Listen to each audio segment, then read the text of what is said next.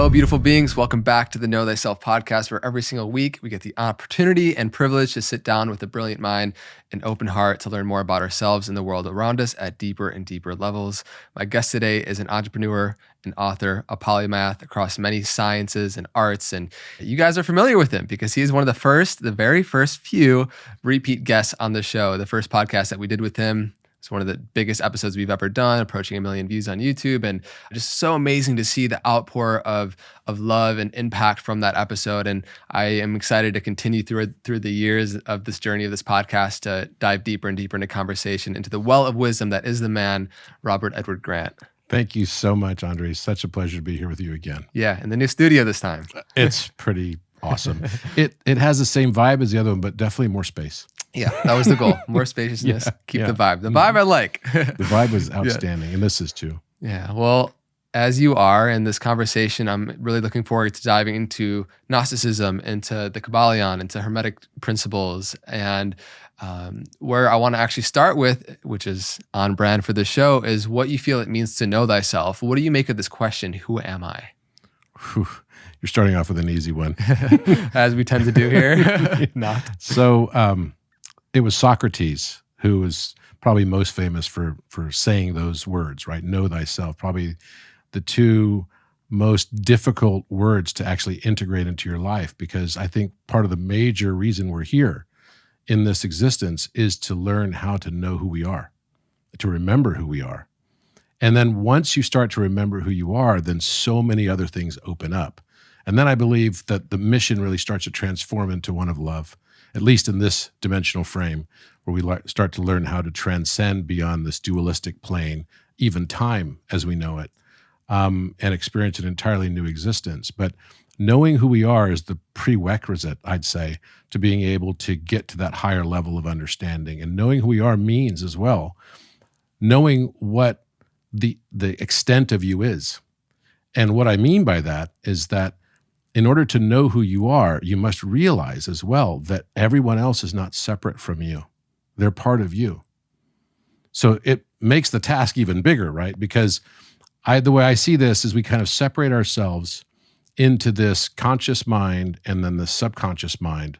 And the universe is mental, right? The whole universe is mind. And so it separates us into this consciousness that we know of as Robert and André. And then the rest of our subconscious mind is what's getting projected back to us in what we perceive in the world around us. So realizing that the extent of you goes beyond just your conscious mind and extends all the way to your entire sphere around you, of your entire existence, is, I think, one of those key threshold knowledge things that actually takes you to the higher dimensions. It's that process of to truly know thyself. It's really a series of unknowing thyself. It's like deaths of who you thought you were and the grander awakening to a more encompassing version of you that you are, and you can recognize that inherent interconnectedness, right? The egoic identity is super important to have a healthy self-esteem and to integrate that, right? But so many of us at times in our life are so identified with just that. And through the various different practices, just life experiences and gaining different perspectives, we can then begin to realize who we are in that bigger context, which you're speaking to. And so on the journey of knowing thyself, it's really the process of realizing and remembering these different perspectives on the journey to what could be called enlightenment. And so I would love for you to share your perspective on that word, because just like God, I feel like it's something that is used in so many different contexts and is very tainted with many different... On enlightenment. Yeah. Wow, you're really going for the... Let's start off strong. Start off strong here. Enlightenment, to me, I had this epiphany. I was going through kind of a difficult time a few weeks back.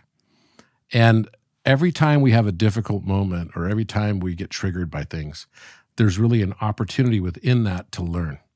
And we start to recognize that the universe isn't happening to me, it's happening for me.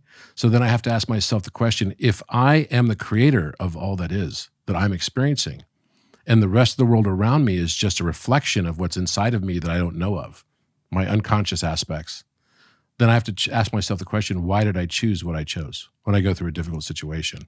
Then that changes the context of everything. What am I here to learn?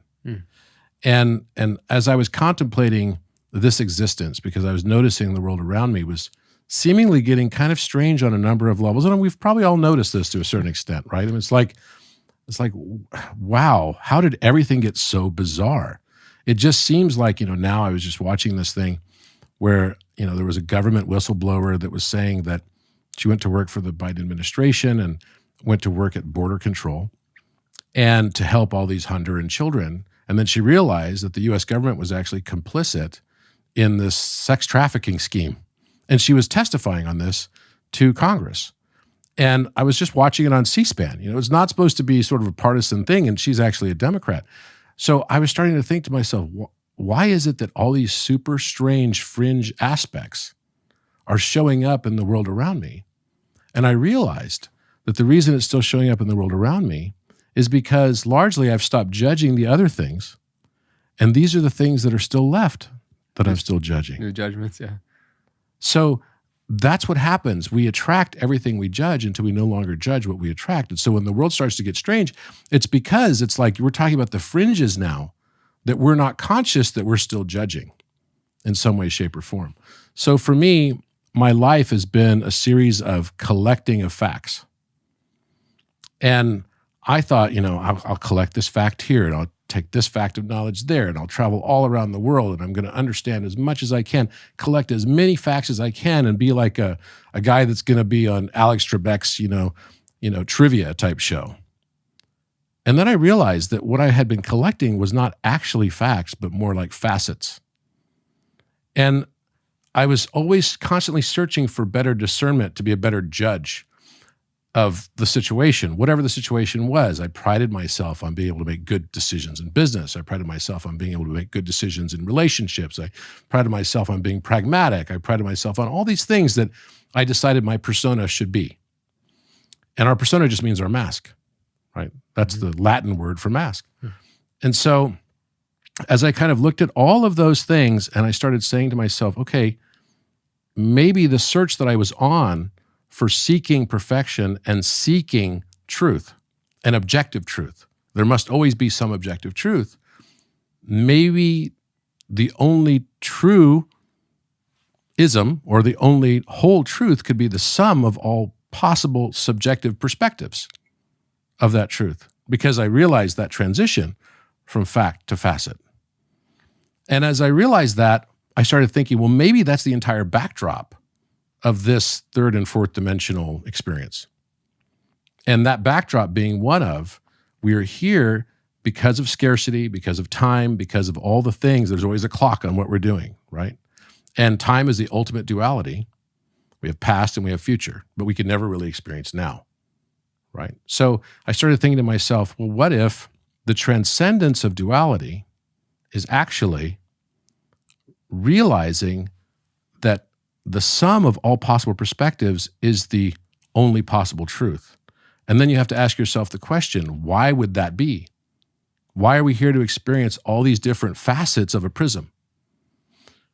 I started thinking to myself, okay, well, if that's the case, then there must be some hidden story or some hidden gem right behind all of it. And I realized that that hidden gem behind all of it is love. It's love itself. Because the universe itself is a philomath. Philomath simply means a lover of learning. The universe expands through our eyes. It expands through our unique perspectives. In the last podcast we did, you asked me at the very end, another tough question, what's the most valuable thing in the universe? And I said, you are. Because each of us has a unique perspective to add to the universe. So it allows the universe to observe itself through our unique eyes of confirmation bias, our unique eyes of perspective, our unique eyes of experiential learning. There will never be another André. There will never be another Robert Grant. It will never, ever exist again, and never has existed in the past, in the context of the past. And so when you consider that, then you start thinking that maybe this understanding that love is the basis of all of it, this is why love is the only thing that can transcend duality. Love is the only thing that can transcend time. And as a result, I started thinking, maybe enlightenment is really just when the expression of love that flows from our hearts supersedes and exceeds the desire that we have for that one objective truth, that's when we've achieved enlightenment. And I fundamentally believe that. I'm not saying that love supersedes truth. I'm saying that the only truth that exists is the love behind all of it. Mic drop moment. I would actually take your mic off and drop it for you if I could, just because I fully resonate with my own personal journey of earlier on identifying very much as a truth seeker as well, like looking for those facts. And even as we dive into different avenues of truth and perspectives in this own very, conversation podcast today, which I think will be helpful to understand how the laws of reality work and how within the realm of duality, we can understand certain principles that allow us to become a more skilled navigator of the whole game. That process of enlightenment could also be perceived as when you get to the place where there's no space within your reality that the light of your awareness can't touch. Yeah. It's when we've been able to go on that journey of releasing and letting go of so many falsehoods of who we thought we were, then we can actually use our awareness to have access to our inherent interconnected reality, which is connected to all truth. So I just love that perspective that you gave of not just looking for the facts, but for the facets, and that divinity has kind of separated itself into André-ness and Robert-ness, because in that process, we get to experience the different flavors of divinity expressing itself. It's so beautiful. I mean, I just posted this on my Instagram a couple days ago because it hit me so profoundly. And I thought, okay, if I'm the one, would I be content just being the one? What am I going to do? Right? It's like, then you come to this realization and you're like, well, maybe I would tear myself in two just for the purpose of meeting you, to experience myself in this new way, to experience you as a concept, this archetype of a young man who is hardworking and wants to help the world and wants to raise consciousness. So then you manifest in my world.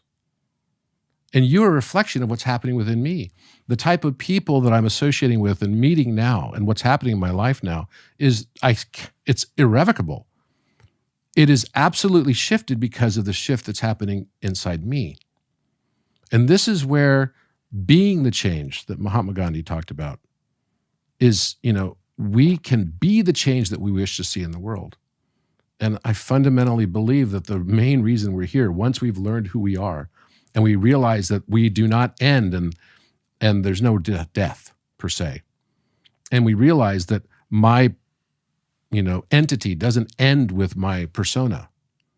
When we expand beyond that stage that's very materialistic and dualistic, then we start going into this zone of mentalism. And then mentalism, you realize, well, if the entire universe is mental, then what are the limitations? They're only mental. We are literally living in a prison of our own bounded belief systems. So the only obstacles that are real in this life are the ones we continue to persistently believe.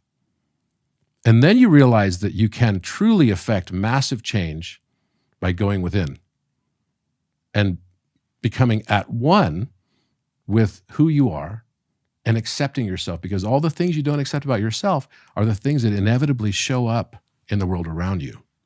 The more we can fall in love with ourselves, and I don't mean narcissism. Narcissism is actually a step, and a lot of people get upset when I say this because they don't understand what I really mean. I've often said that narcissism is really kind of an important step in the awakening process. And people are like, how does that work? Narcissists can't feel empathy and all this. But that's kind of the point, right? That at a certain stage, the narcissist wakes up and realizes this isn't working for me anymore. And that is often, very often, the doorway to which true awakening begins. And I don't mean that, there are sometimes people that would, say that they're awakened, or they might refer to themselves as woke. If they still harbor judgments against themselves or others harshly, then they're not really awakened, right? True awakened beingness is going to always come along with love and non-judgment. And that's how you'll know. I was just having this conversation actually last night with my mom and sister who are in town. And we're just feeling into whatever people believe, like the possibility of why my sister and I chose the parents that we did, if we chose them. And You're pretty lucky, by the way. I just got to meet your mom, so I didn't meet your sister yet. I am very lucky. Yeah, I'm lucky indeed. But just like thinking from a meta perspective, or like the macro view of why my soul, if it did, choose the parents that it did, with certain challenges growing up in childhood, with father, with mother, and realizing the gifts that came on the other side of it, of my reverence and capacity to hold for the feminine, and my sister's capacity for empathy. And it's because of those challenging moments that we kind of face, as a family. And so it kind of gives it a different perspective when you look at when people feel and are listening to this podcast of the challenges, the difficult things, the releasing that I'm going through in my reality. Why is it showing up? And it's like, how else would you cultivate patience if you're not tested, if you're not like shown and given opportunities where you normally would be impatient? How are you going to really develop strength if you're not given resistance? And so I would love for us to just talk about how we kind of choose our challenges in many ways for us to be able to embody the actual quality that we desire. So I'll give you a metaphor in a different way to look at this that actually comes back being easier, I think, to understand, I think, what we actually have gone through. So I've been working on this game. One of my companies has a game called Maya. And this Maya game is an augmented reality game. And so it's very cool because it's like you're always on a National Treasure Vision Quest. I mean, of course, that's the kind of game I'm going to make, right? Please. And so I got to play with, and Blue got to play with it too. Mm-hmm. I got to play with it in the parking lot. So you have to have this room that's relatively large. And so it was pretty large space we wanted to be able to play in. So we went out into our parking lot, my office. And the way it works is it can be on an iPhone or it can be on these glasses that we have that are augmented reality glasses. It looks just like normal glasses. And as soon as you put on the glasses, you can basically dial in on your iPhone a portal to open, right? And so a portal will open and you'll be in the middle of the parking lot and there'll be cars all around, and then all of a sudden you'll see a door as a portal into a different world. And you can walk into that world. And it looks like you're in that world. Like it literally feels like you're in that world. Now, the whole point of the game is to learn patterns, to learn synchronicities, through geometric pattern and synchronicity, you can make these choices in the game to up level. And as you do, you're actually doing things to actually bring and raise your own consciousness.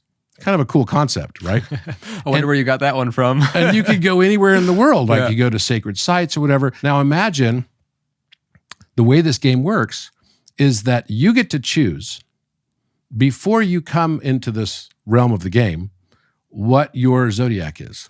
You even get to choose your gene keys. You even get to choose your parents. You get to choose the friends that you have and even the people that are going to betray you. Because the most important things you're choosing are the list of things you want to learn and expand through. And just as you said, a weightlifter needs to tear the muscle to strengthen the muscle. We have to do that as well. You're not going to pick the easiest path. You're not going to pick, if you're a mountain climber, you're not going to pick the hill behind your house to climb. You're going to want to go after Everest eventually. You're going to want to go after Kilimanjaro. You might even want to take on El Capitan. When you start thinking in that context, then you realize, I'm not going to put the easiest things in my path, because it's like when I went to college, I didn't really study in college, to be honest. I did well in school, but I didn't really study in college. When I went to graduate school, I studied because I was like, who am I kidding? Who am I going to hurt by not studying? Only me. I'm spending all this money to be at this important time in my life to be in grad school. I might as well like study my butt off and really feel like I accomplished something. And then I got real value out of it. I think it's exactly the same thing for this here. So if we choose on our menu of things to learn, right? And this will be the exact same in this game as well. The reason why we're making the game is a metaphor so that people could see that's exactly what they've done already. It's life. It's life, right? And it's the illusion of Maya. So in effect, you could choose, I wanted to learn forgiveness. How do I learn forgiveness? Well, that means I need some people to betray me somehow, some way, or hurt me, or damage me. And that's a fundamental aspect. So maybe some of my closest friends on this other side of this wall dimensionally would be the ones to volunteer to do that. it changes the context of everything. When we go to see the play Phantom of the Opera, have you seen Phantom of the Opera? I think so. It's great. It's fantastic. But the Phantom is kind of this villain that you fall in love with. That's the whole story of it. He's wearing a mask that's the shape of yin yang, right? If you look at it, most people wouldn't notice that it was a yin yang shape, but it is a yin yang shape. And he's this villain that kills people during the plays and everything, but you fall in love with him in a way, and you pity him and you have empathy for him. And at the end, he gets the biggest applause. Everybody gives him a standing ovation. We clap for the villain because he was just playing a part. He was playing a role. It was a necessary part in order for the other characters to also expand. And the overall universe gets to benefit from all of our different perspectives on things and expand at the speed of light, just as our perception is probably the speed of that light or speed of perception. So maybe that's why the universe expands in the first place. So when we start thinking about it in that context, then we can start thinking, okay, if I need to learn forgiveness, then what am I going to do? I will continue to experience things that will be hurting me, that I will have to forgive until I no longer judge the very act that was aggrieving me. Because that's the only way that you can truly learn a precept. If you get to the stage where you're not even judging the act that you would normally have to provide forgiveness for, then you have transmuted it. And that's a much higher level of transcendence, and it's realization of love. It's no longer being triggered even by the act of it. So this is very Buddhistic, and I know you studied a lot of this, and Taoist. Mm-hmm. But fundamentally, that's what I've seen. If I'm here to learn unconditional love, then I will be continually, I'll experience a barrage of conditional love until I no longer judge negatively the act of conditional love.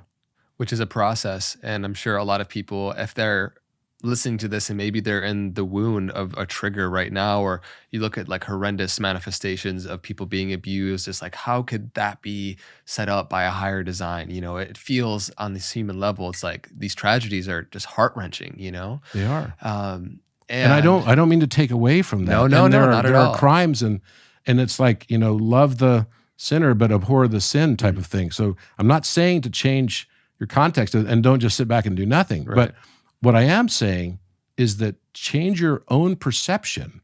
If you really want to live a empowered life, start to change your perception of what things are happening to you, and you will see a meaningful change in your world. Your manifestation will change.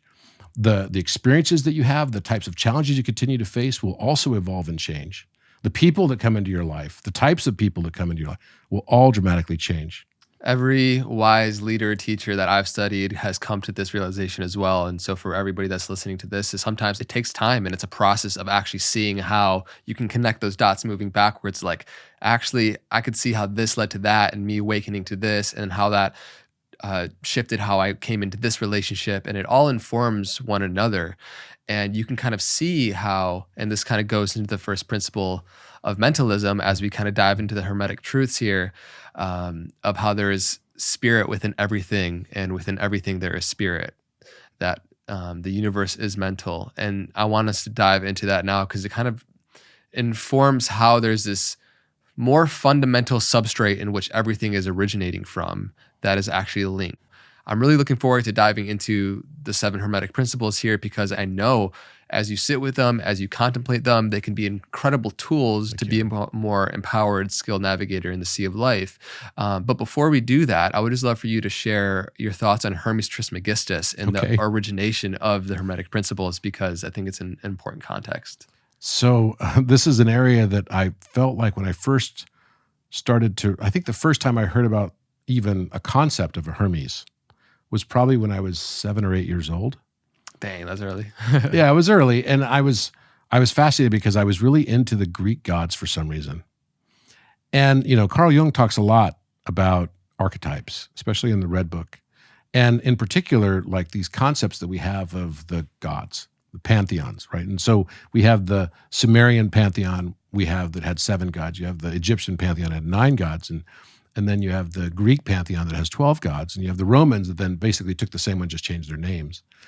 And so Hermes is in the Greek pantheon under the name of Hermes, but he also has many other names, right? Another name for Hermes would be in the Egyptian pantheon of Thoth, and he's a messenger god.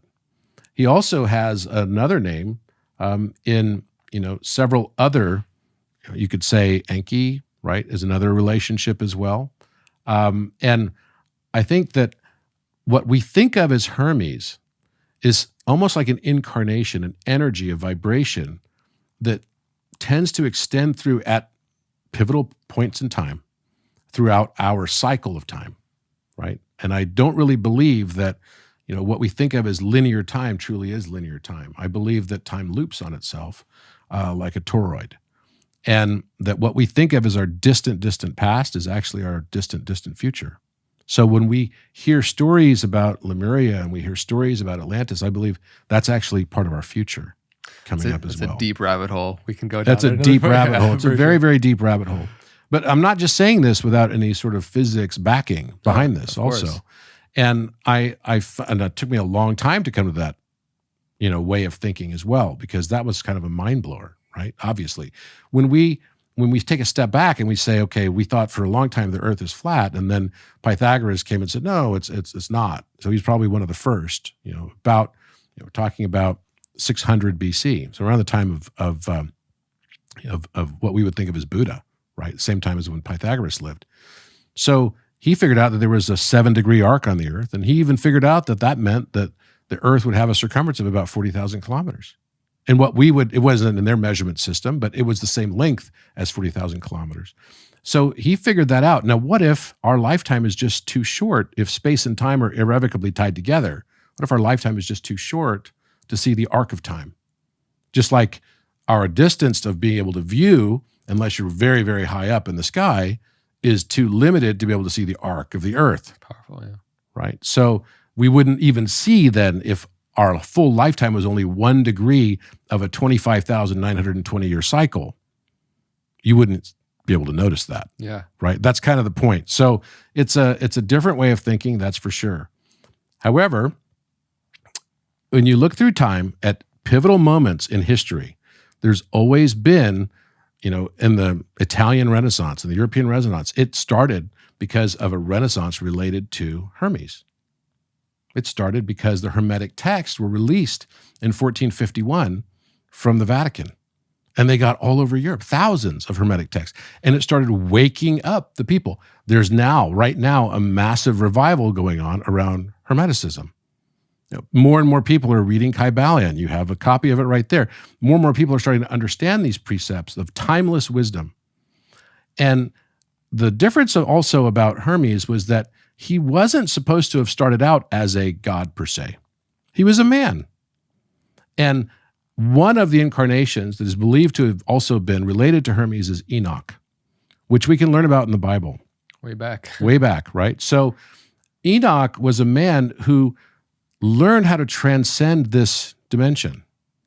And he learned how to raise his vibrations so much that the entire city that he lived with, all of them were basically translated. They were taken to another vibration.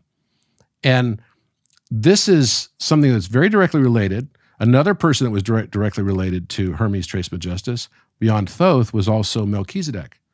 So Melchizedek was the high priest or the king priest that Abraham paid tithes and offerings to in the Bible.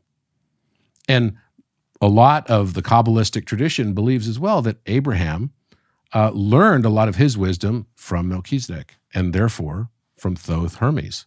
Another name is Tehuti. So we have the Teotihuacan Plateau. It's actually the Tehuti-Huacan Plateau.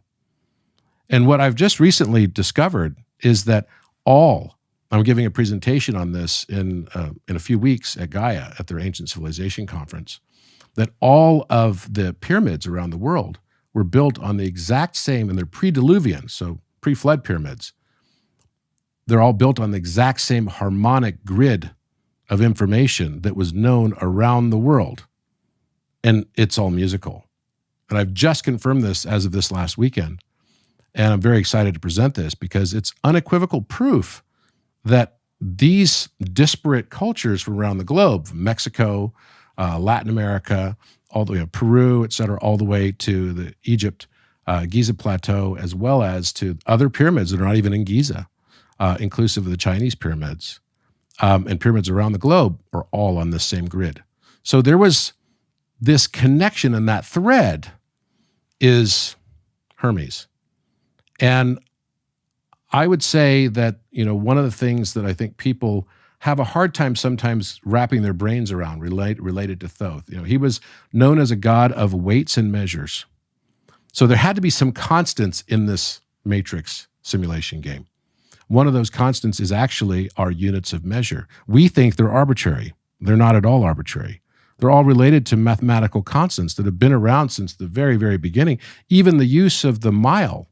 This is why the harmonic numbers of the mile measurements, give us an 864,000 mile diameter for the sun and a 2,160 mile diameter, right, for the moon. That allows us to have this perfect eclipse because it's 400 times the size of the moon is what we have for the sun's diameter, and the distance between the two is 400 times greater from Earth than we are from the moon. So all of these aspect ratios are all harmonics, and they're all based on 3 to the third power, which is 27, times 2 to the n.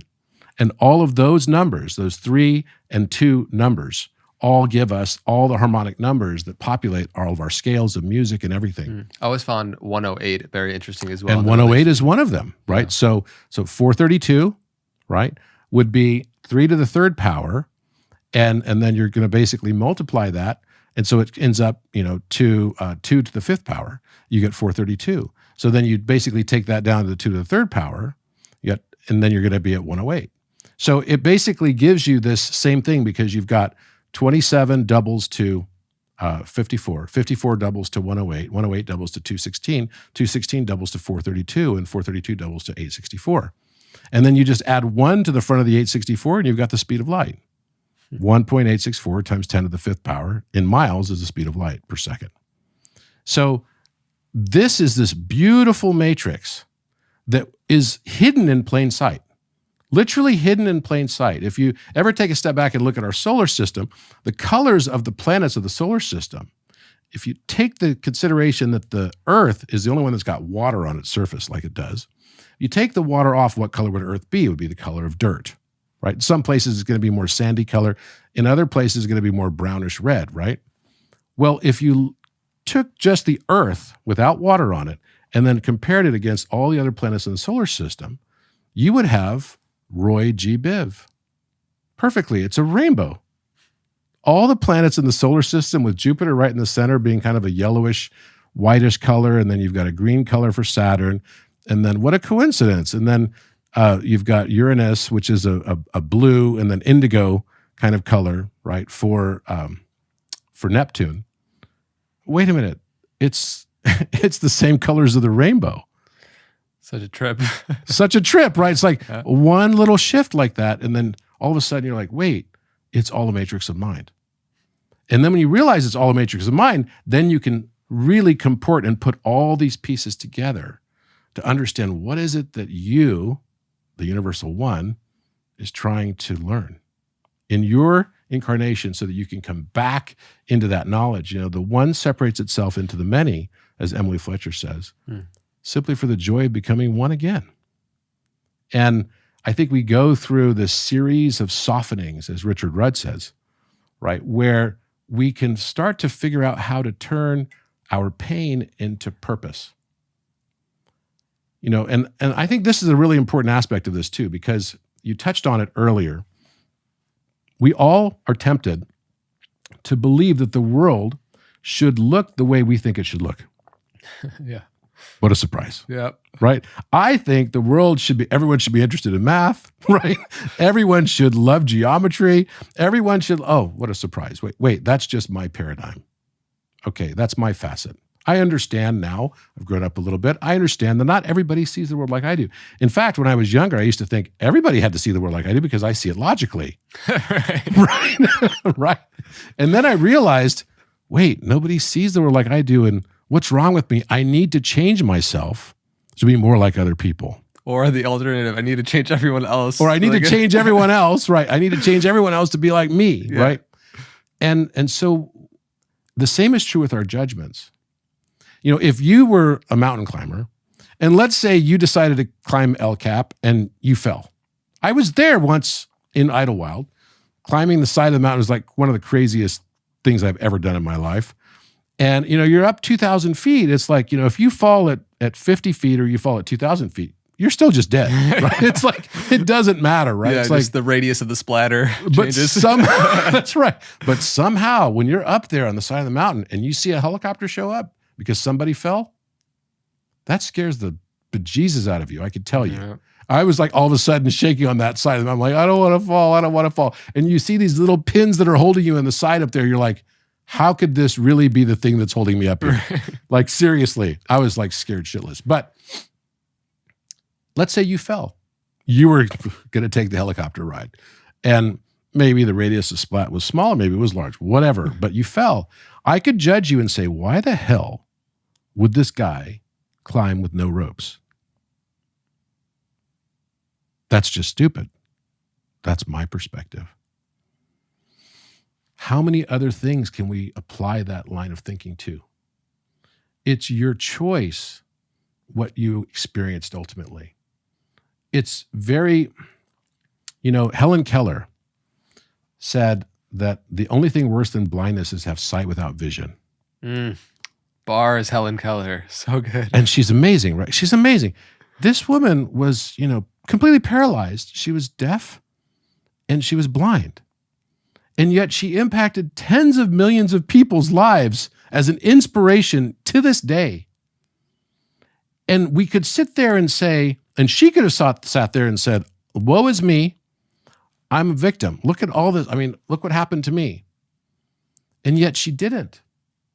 She was empowered, and her power then extended forth from her gratitude for still having the existence that she probably at some stage realized that she had a role in that decision process for what she experienced. Now, I could judge and say, why would she ever have chosen that? That just happened to her. But that's probably a little pompous and arrogant of me to say that what I have chosen for my life should be what other people choose for theirs. And this is the narcissism of which I speak. Because narcissism is not only extending to your own self-loathing, it's also applying a standard of what everyone else should be doing. And that is the doorway. Once we finally wake up to that, then we can start to actually become truly awakened. And then two things happen. I think one of the first things that happens is people start hating themselves. So the narcissist who wakes up is like the classic case. You're going through these steps of alchemy, which starts off with nigredo, which you start to be confronted by your shadow. And then you get in this next stage called albedo, which is the whitening. It's represented by a swan, a white swan. And this is usually a stage people think they're enlightened, right? And so they're like, oh, I've made it. I'm enlightened now, right? And they're still very judgmental. They just don't necessarily realize it. They're not fully aware of it. And so then they go through that stage, and then they get kind of crushed again, right? That's usually what happens. You get like a life crisis, and then you go into citronitis, and you start having the eyes of the peacock. So when a peacock spreads its feathers, it all has eyes all over it, right? That's a representation of you starting to gain from many different facets of perspective. And then you go into the rubedo, which represents the marriage of the red king and the white queen, which comes into the twin flame dynamic, which happy to talk about that anytime as well. And then also, you then go into the phoenix stage. That's the rising stage. It's when the snake, this abhorred aspect of yourself, starts to rise and resurrect and become an enlightened avatar. And these are the steps of alchemy. And so basically what happens often is people get in this stage where they start to, after they've gone through albedo and then they get smacked down again in life, and right before they get their full awakening of their different eyes. And that process continues. It's not like it's all step by step. Some of these different steps can happen at different points. It depends on how you chose it in your menu of life. But basically what happens is often people will start to abhor their personas. So it becomes kind of an opposite of narcissism. So I don't want to be a narcissist anymore. So I'm gonna hate my entire self, right? It's not just the parts of me that I don't want to project. Yeah. I'm gonna hate my entire self, and I'm gonna start referring to myself as a different name. I'm gonna change my name. I'm not gonna be Robert Grant anymore. I'm gonna be One Divine, or I'm gonna be something else, right? And there's like, how many One Divines can there be? So, yeah. Point being that the ultimate realization is when you realize that your persona existed for a reason, to expand consciousness, that your eyes of perception are there for a beautiful reason, to serve the universe and its growth and expansion, but also because you wanted to learn certain aspects. So it's this beautiful convergence of learning on both sides. And that's how the universe tears itself into two, or the one tears itself into the many, for that joy and realization of and remembrance of who it is, and then the reconvergence back together again. So we don't have to not like who we become. In fact, we start to fall in love with who we become, and we fall in love with everybody else too. And we fall in love with the existence around us. This earth is not an escape room to be escaped, I believe. I believe the only way to transcend this experience of duality is to fall in love with it just as it is. So powerful. I love the beautiful avenues in which you just explored. I say that, we don't need just self-love, but to realize that our self is love. Yes. To go actually beyond identity and to expand it to something that's way more all-encompassing. Because we can continue diving into so many of these amazing tangents, and you brought up things that I do want to bring up later on, but to get us on track here with the first principle of mentalism, and to realize that underneath, like we spoke to, every physical manifestation, there is a living, infinite mind within all of reality. How do you describe what the principle of mentalism is? The all is mind. The universe is mental. That's straight out of Kybalion. And I listened to it on the way over here again in my car. I've listened to it literally hundreds of times, and I recommend anyone, you can't listen to that or read it without being impacted somehow. Mm-hmm. It's so provocative, and I've learned new things every single time. I can't think of a single time. That and Hermetica, as well as the Emerald Tablets. Yeah, Doriel. The Doriel translation. And a lot of people like to poo-poo that because they say, oh, well, that was just a channeling. Well, yeah, but it was a channeling, right? That's the thing. And people that know channelings, it just resonates for them. And if it doesn't resonate for you, then it's not for you. Don't worry about it, right? It's I really don't care as much where the source of something is, but the profundity of it. Like, what's its impact what's on it your saying? life? Exactly. Right. It's like, don't sit here and say, well, it's like, people get so stuck. It's like, well, that wasn't the original translation of the Emerald Tablets. Well, that was lost, okay? Mm-hmm. That's what they did, right? That's what this whole thing was about. But so the living mind, mm-hmm. It's like life is intelligent. We all know that. So there is this living intelligence beneath all matter. Yeah, it's in Star Wars, it's like the midichlorians, right? Mm. And that's where the first concept of it was introduced, and the whole concept of the Jedi, right? Which is a very Egyptian concept, right? There's a new pyramid that I'm going to be exploring that is about 2.4 miles from the Giza Plateau, but it sits 90 meters higher in elevation. So it's 300 feet higher in elevation than the Giza Plateau is. And it looks down on the Giza Plateau, and there's two pyramids there. And one of them, I estimate, based on a 56-degree angle, should have been 259 feet tall. That means it would actually stand higher than the Great Pyramid at 481 feet. It would be at 560 feet. So you couldn't miss it. Maybe this and that other pyramid are the reason why there were maps from 1457 that actually show 5 pyramids. That's interesting, right? So, okay, it's also matching this harmonic profile that I mentioned earlier. So when you think about it from the perspective of the universe is mind, then that means that literally all bets are off. The only limitations are the ones you believe. So the most recent Nobel Prize this year was given basically stating that local realism is false. So that means if you're not observing something, it doesn't have a position. If it doesn't have a position, it means it doesn't exist. It's a wave of potential until you observe it. Wait a minute. So now the mainstream physicists are acknowledging this concept of Heisenberg's uncertainty principle in a new way that is being accepted? And the answer to that is yes. If you haven't noticed, physics right now is kind of falling apart. It's kind of falling apart. The reason it's falling apart is because string theory they still have this whole problem with vacuum catastrophe. I mean, they've got all these big words that they like to use for this. But I just watched this, kind of debate that was with Eric Weinstein and Brian Greene, who's one of the co-authors of string theory. And I thought it was really fascinating. They had Roger Penrose there as well. And Roger and Eric were both kind of detractors of the string theory concept, which is the prevailing thought right now. But now that the Nobel Prize just went to quantum entanglement, all of it needs to be rethought. Our very concept of what we call Minkowski spacetime in physics now has to be probably entirely revised. So if that's true, and physics and applied physics really just are offshoots from mathematics, applied mathematics, and geometry, and you've got physics then, and its applied form becomes chemistry, applied chemistry becomes biology, applied biology becomes psychology, applied psychology becomes sociology, applied sociology becomes philosophy, and applied philosophy becomes mathematics again. It's the same cycle, right? Now, when we start thinking about that, that means that if the fundamental tenet of materialism itself is now proven false, then all of those other scientific disciplines that were just cascading disciplines off of this abstract theory of mathematics and philosophy now also must be revised. So that means cellular biology, everything we understood it. There's no biology without physics at its underlying core. So all of it now needs to be revised. So just as you said earlier on in the conversation, we're now at a stage where humanity needs to unlearn what we have learned.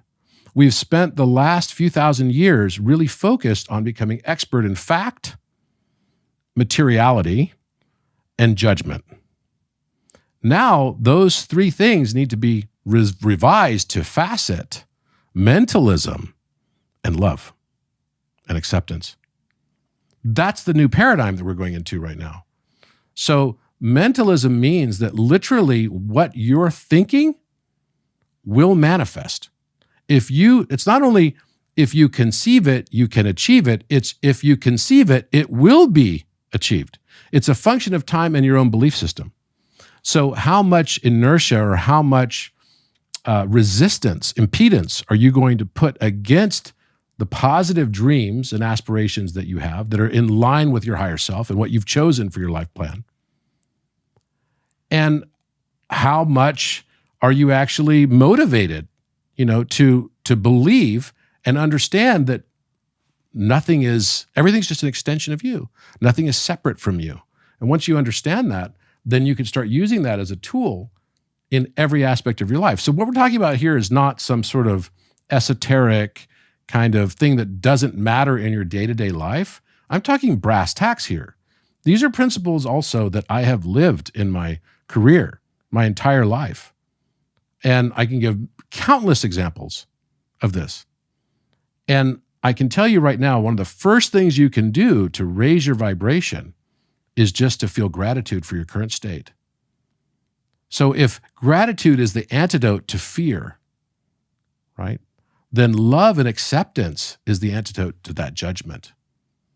And I also mean for the self-limiting judgment. So we all get stuck. I get asked all the time, like, if you could give one message to the world, what would it be? And I would say, stop with the negative self-narratives. Stop with the self-limiting belief systems. It's not necessary.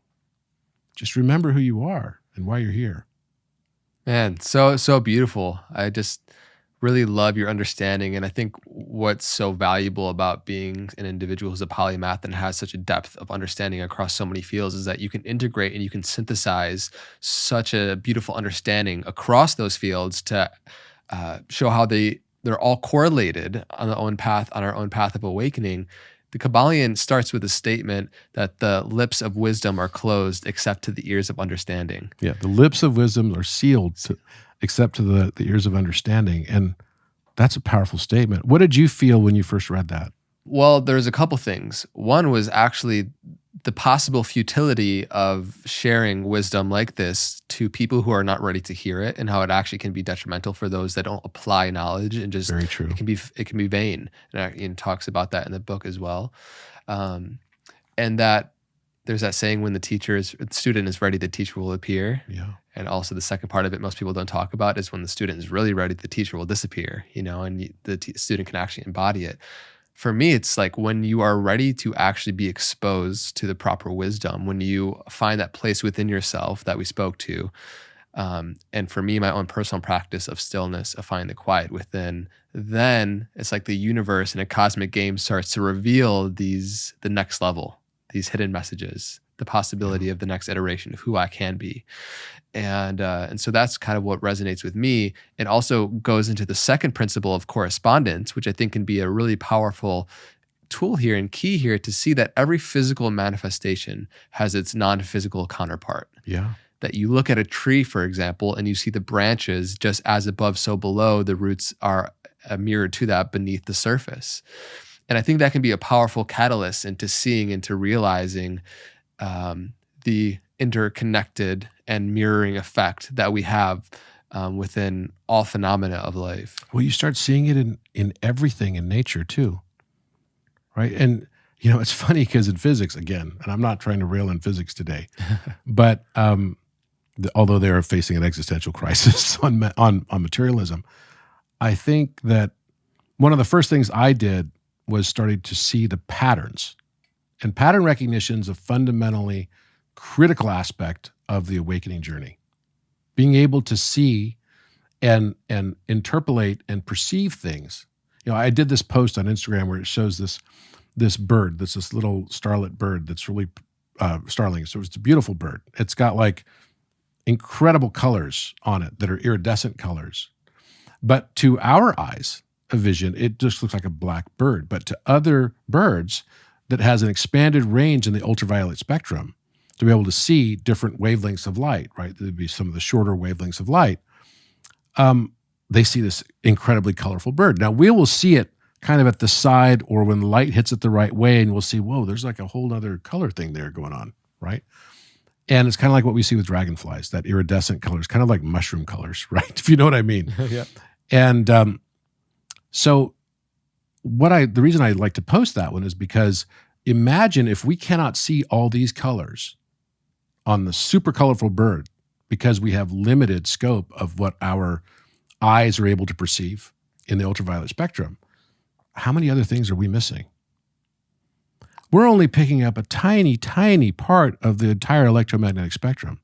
There's 1 octave that we can have visible light. You could think of the entire electromagnetic spectrum could start with your thoughts, right? Which are going to be kind of in the delta, theta brainwave states, right? That are kind of helping to manage all of your autonomic bodily responses. We have trillions of operations going on inside our body, moment by moment. Every cell in your body dies every 7 years, at least.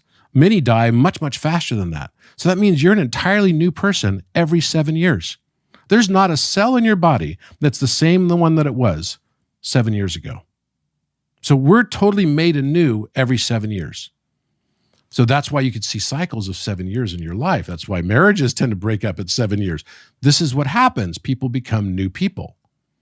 And we're all evolving and changing, right? Which goes to vibration. Everything's always in movement, in motion. Right.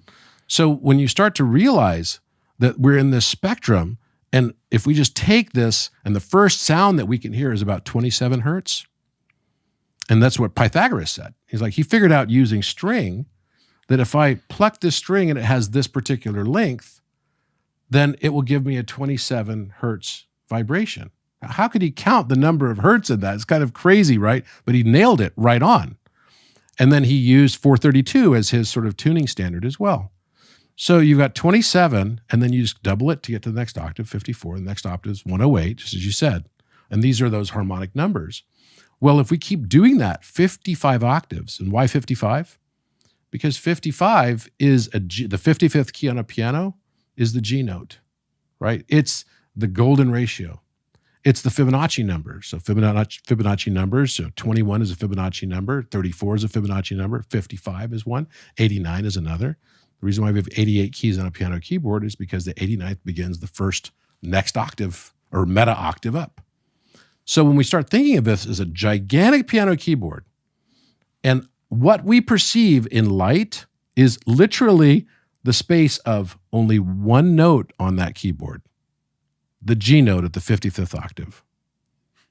Everything else that's going on around us is happening largely unbeknownst to us. Now, we can hear the spectrum of sound up to about 20,000 hertz. Dogs can hear above 20,000 hertz. Most people can't hear above 20,000 hertz. And especially if you've been to loud concerts or Burning Man or something like that, you probably aren't going to hear at 20,000 hertz. But then once you go above that, you're starting to get in these other realms like ultrasonic, right? Microwave, right? Radio frequency, all these different frequencies. You just get up into the terahertz segment, octave, that's going to give you light. And then beyond that, there's going to be cosmic rays, right? And X-rays, right? Gamma rays, as we call them. That's the full spectrum. So it's like a full piano keyboard just for every one of our experiences. And we have different senses that are intended for us to be able to perceive. It's like our AR headset or our VR headset gives us the ability to perceive these in different ways. There are certain microwave frequencies that we can smell, right? And that's what we call aroma. Right? These are all just different frequencies, just manifesting in different ways. So now you can see how the entire universe truly is mental, right? Because what we're taking in, the light that I'm seeing, your face that I'm looking at right now, these are not the photons that I'm actually looking at. The way that it works is the image in my eye is actually flipped upside down. So then my brain is correcting for it to be flipped right side up.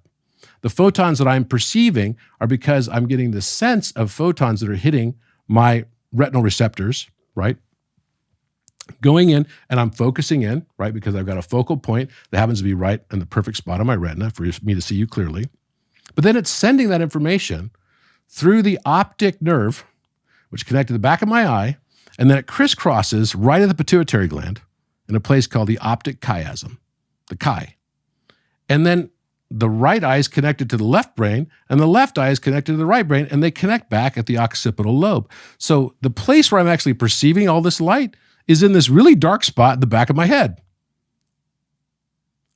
We're in a game. To see the physical manifestation of how the operation works and to see that human experience is completely 100% generated from within, the reality and display of my experience is self-created within myself. And when you have that, I like how you use the word display. Yeah. Because that's what it is. Yeah, it is a display. I very much felt that when I did my darkness retreat and your display of experience turns off. It's complete dark for 6 days. And then you come back on and it's like, the movie turns back on, you're like, whoa, there's like... So I'm going to do a podcast with you, and we're going to talk about that. I'm happy to. For sure. Love to. It's a fascinating experience. So starting to get some inclination into the perception of how limited our perception is. It's a small, tiny little bandwidth and a much grander possibility of the electromagnetic spectrum. And we can fill in all the gaps, by the way. And the pineal gland does that. So this is also kind of where I want to go next with the law of correspondence, right? By studying the known, by paying closer attention to the known, you can actually gain better awareness as to how the unknown is operating, right? Right. By studying the root, you can know the fruit. I like that. By studying the root, you can know the fruit. And, it's this realizing that the entire universe is on this breathing cycle, right? It's like we think that the universe started with a big bang. Right. I don't know if you saw, again, more of the existential crisis. Pushed out, right? Joe Rogan just posted this thing, and I had already read it. It was I think it was Popular Mechanics or it was a Scientific American. Basically said, now they think that the physicists believe that maybe the universe is twice as old as what we thought. So it's 27 billion years old, not 13.7 billion years anymore. And I thought, well, this is just kind of funny. Right. Let's just change this, another 13 billion, not a big deal, right? It just goes to show you we have no fucking clue. Right? And I hate to say that, but it's kind of funny. There was at least a thesis behind the 13.7 billion years. It was related to kind of Boltzmann constant, and it was related to fine structure and all the other stuff that comes along with that 137, that's that important number that separates light from darkness. So I could understand that. But what is interesting now is that we get so stuck in these belief systems with such a limited viewpoint and perspective. And as soon as you have an expanded perspective, so for example, if we could perceive all of the other spectrum of light and sound, and light and sound are irrevocably connected. Sound is just the absorption of light, right? Manifested in the form of phonons that carry mass. And if we could actually perceive all these things that are hidden in the universe around us, then we would truly know who we are, because we are that. This world is, I have a unique number. My unique number is my persona. It is my conscious mind. The world around me is 1 over that number, and that's my repetition cycle of experience until I break that cycle of experience. And that's what I would call directly related to the Bohr atom model, which shows that why hydrogen should have these particular wavelengths of expression. And the world around it, that which is not hydrogen, would be the absorption of hydrogen reflected back to it. And that's what we're experiencing in our world around us. It's literally a U inverse. And when we understand that, then you can see how things like correspondence actually come to play. You could look at a flower and you could say, wait a minute. So if a solar system has this shape and has these dynamics, what does it look like? Well, it looks like an atom that would have like 9 electrons. And maybe because there's only one element that goes through its periodic wave of elements and just keeps adding electrons to it. Maybe as we up-level consciousness, maybe the number of planets will go to 12. What a surprise now they're saying that they found 3 new planets in the Kuiper Belt. It's a function of consciousness. These are simply mirror reflections across scales of magnitude. So we sit right in the center of the universe at 10 to the first power, right? The average height of a man on Earth right now is the golden ratio in meters. 1.618 meters, about 5'4", right? That's the average height for a human being today on Earth. Really? Mm-hmm. It's shorter than I would think. Well, yeah, they're not all, in industrialized nations. So there's some countries that have much smaller people, and you have to take the average height of women too. So it's not just men, it's the average of all humanity today. So when you look at that, you say, wait, what a coincidence. It's 1.618 is the average height for humanity, right? For men and women averaged across the board. And then if we go to 10 to the 10th power, right, or 10 to the 15th power, then we're at the scale of a solar system. And if we go 10 to the negative 15th power, we're at the scale of a hydrogen atom. Micro, macro. Micro, macro. Yeah. So well, wait. So then physicists keep saying, well we got to go to the muons and the lepton scale, right? Much smaller. We're going to go to quarks. And every time they go to another layer, they find another 3 things. Yeah. Right? Proton, electron, neutron. We don't want to call it proton, electron, neutron because they have to give it a new name because someone else has to get a naming right to it. Right. Right? So then you just keep going further and further down, and actually it would just be the same thing to go clustering up. So we've got solar systems that then go to galaxies, and the galaxies become galactic clusters, and galactic clusters become a universe, and now they're talking about a multiverse.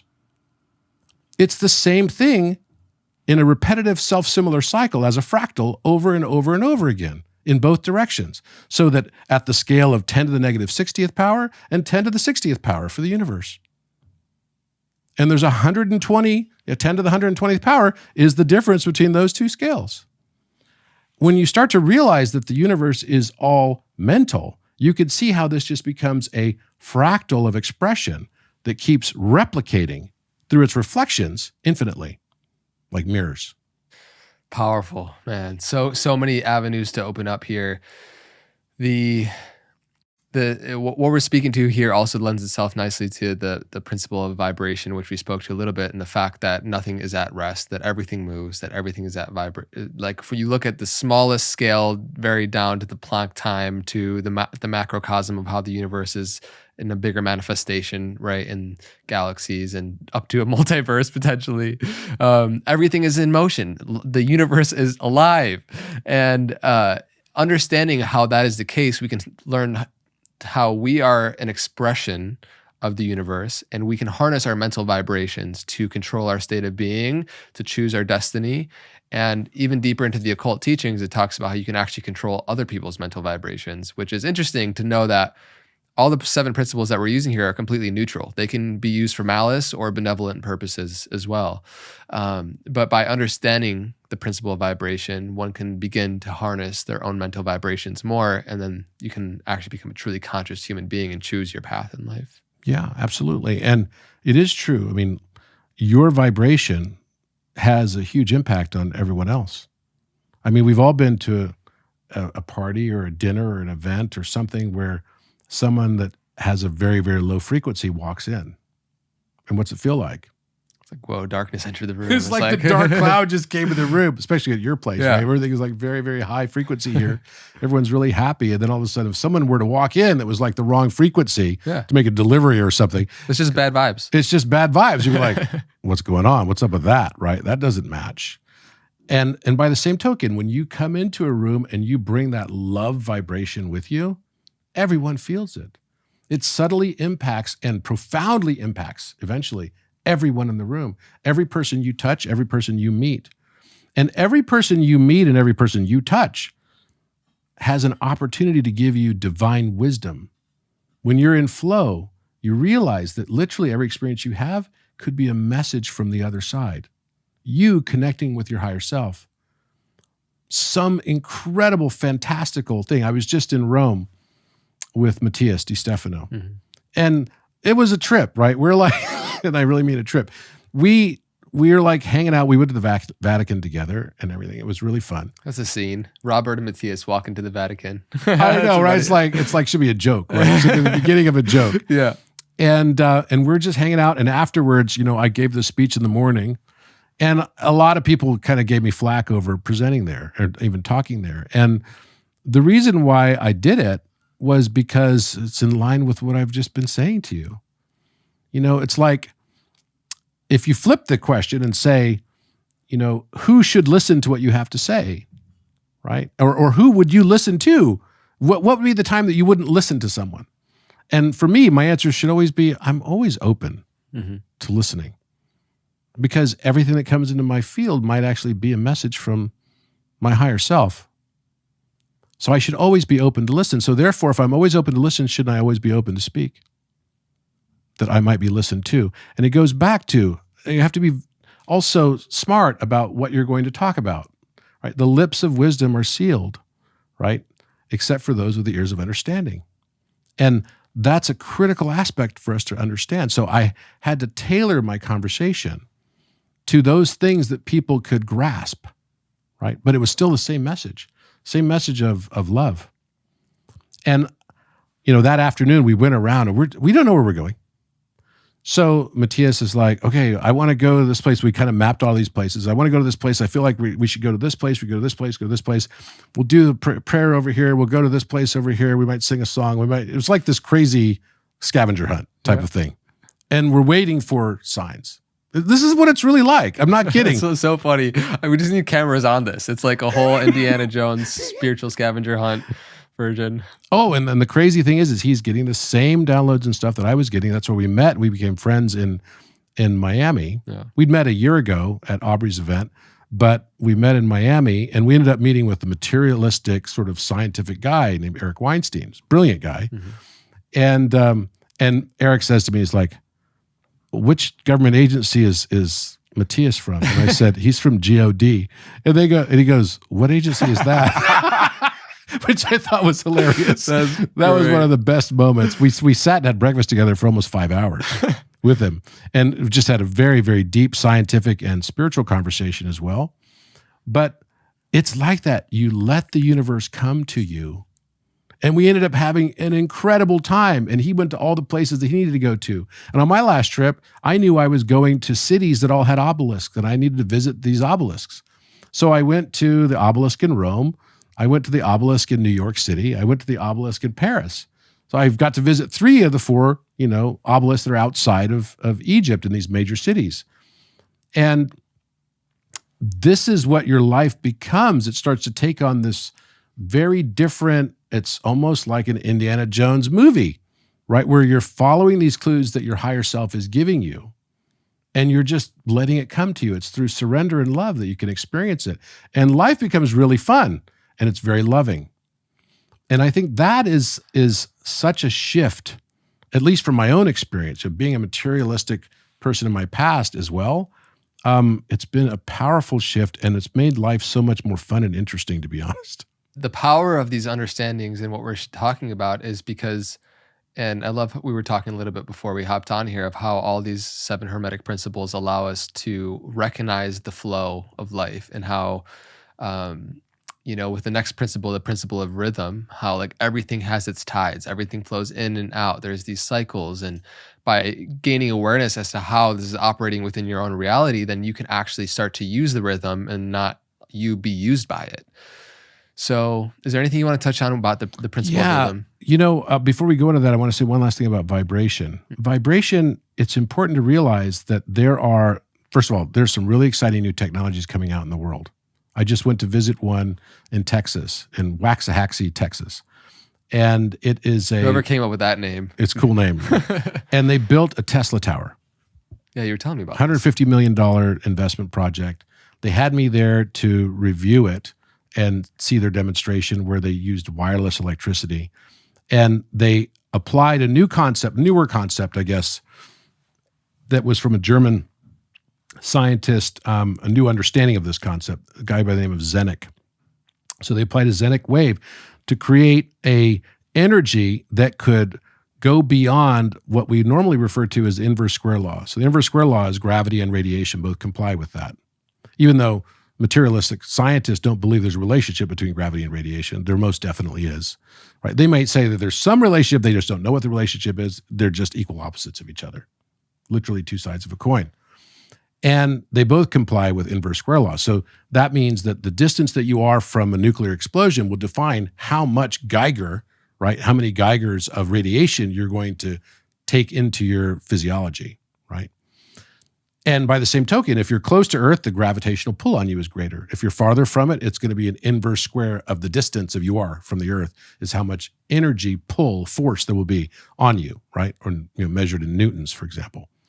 So what they did is they actually had the light bulb, holding a light bulb, and they lit the light bulb, from a wireless generator that was about almost half a mile away.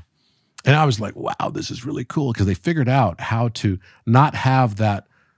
They could transport electricity via short and long wave radio waves. So AM band radio. You could basically have it go through AM radio. Now, the reason why I was there is because they want to figure out how to make sure that people that aren't supposed to be able to have free access to it, right, wouldn't immediately just have free access to it. But their project is really about bringing electricity to the African continent at this time, right? It's fascinating stuff. But they could create literally a net around the entire planet Earth with this Zenek wave, because they figured out, using the Zenek wave, how to make it so that it's not 1 over r squared, but rather radius squared, right? 1 over r. So that allows it to go all the way around Earth, even from only one site. So they've already tested it, and they can get it you could power things at a distance of 750 miles right now. But when they get to the right frequency on it, they'll be able to have it go literally all around the world. So that's a massive shift, right? It's not free energy because they still have to generate the electricity, but the tower can broadcast the electricity wirelessly. That's a cool concept. Like, you could be talking on your cell phone and it would be charging without you being plugged into anything. It's freaky. It's wild. That's wild. It is totally safe for humans too. Yeah. Totally safe. Of course, this technology was around before, but it was suppressed because JP Morgan and Edison, they're like, how do we make sure that nobody can access this, right? And there's ways you can do it through cryptography and everything that you could, because there still has to be a process to make it sustainable. So, but the point on the vibration is this, that everything has this vibration, right? And the notes, and the reason why they've got me on this project as well now, is because they wanted me to apply precise temperament tuning frequencies to the specific bandwidths, right, of the radio waves that they're occupying for that electricity, so that it's totally coherent to the body geometrically, right? Because there are a lot of wavelengths that the FCC approves that could be microwave, right? Could be like Wi-Fi, et cetera, that are well known to be carcinogenic, right? That actually cause problems to the body that we just don't have enough science to substantiate to make companies stop using those particular wavelengths.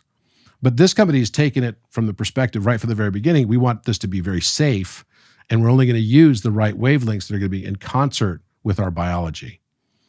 So this idea of precise temperament tuning and 432 hertz tuning, it's all geometrically derived, right? And I think eventually we'll probably all have some sort of like vibrator or something that's going to be at a holy resonance of 432 hertz. Spiritual vibrator. We're all going to carry around with That's it. right. That's it's your like, next let me just billion-dollar idea, do it Robert. for meditation. Yeah. Right? It'll be personal use. You put it on your third eye and just That's let it right. sit Put there. it on your third eye. Well, actually, people do have that. They have it in tuning forks, right? So I have a tuning fork. I just whack it on my leg and put it on my third eye. But why not just have it be something, that could be a little buzzer. Yeah. So yes, it's the holy resonance. I'm going to trademark that right after there this you go. podcast.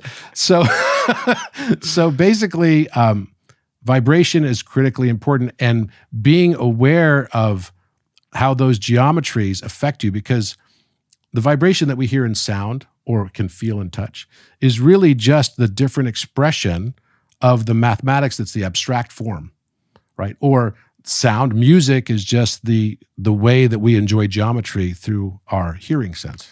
The physical, seeing this and with cymatics, and then also how sound reveals the inherent geometry that is operating, at a deeper substrate is really, really intriguing and interesting to me.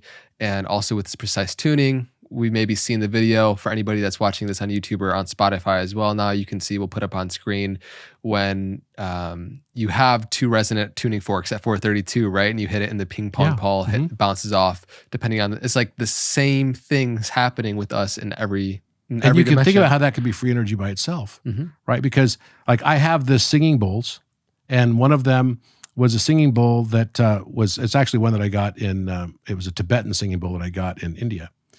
And I went back to my office and I started playing the singing bowl, and I noticed that it was a B note, and it was a pretty high. So it was basically a crown chakra bowl.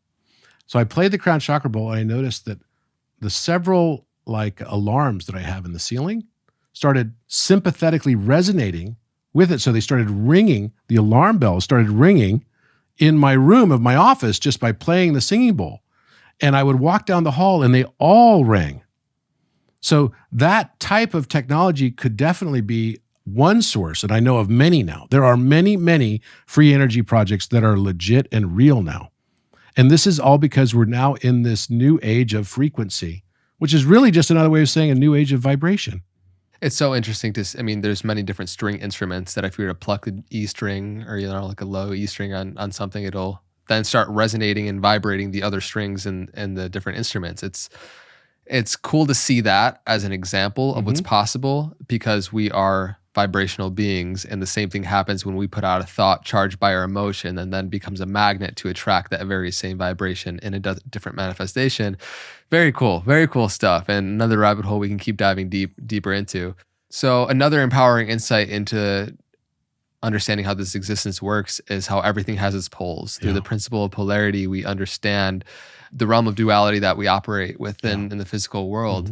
Why does that become a powerful awareness that we are all on the spectrum of polarity, that there are different gradations of gray, that heat and cold are on the same spectrum of heat, and just different variants of it, and how we can, it's just such an empowering awareness to have. It really is. That was actually, I think this was the thing that probably was the catalyst for a major aspect of my own awakening, is that the things that I had thought were opposites, whether conceptual, mental frameworks or material, things that we would describe, I realized were identical with each other, only differing in degree.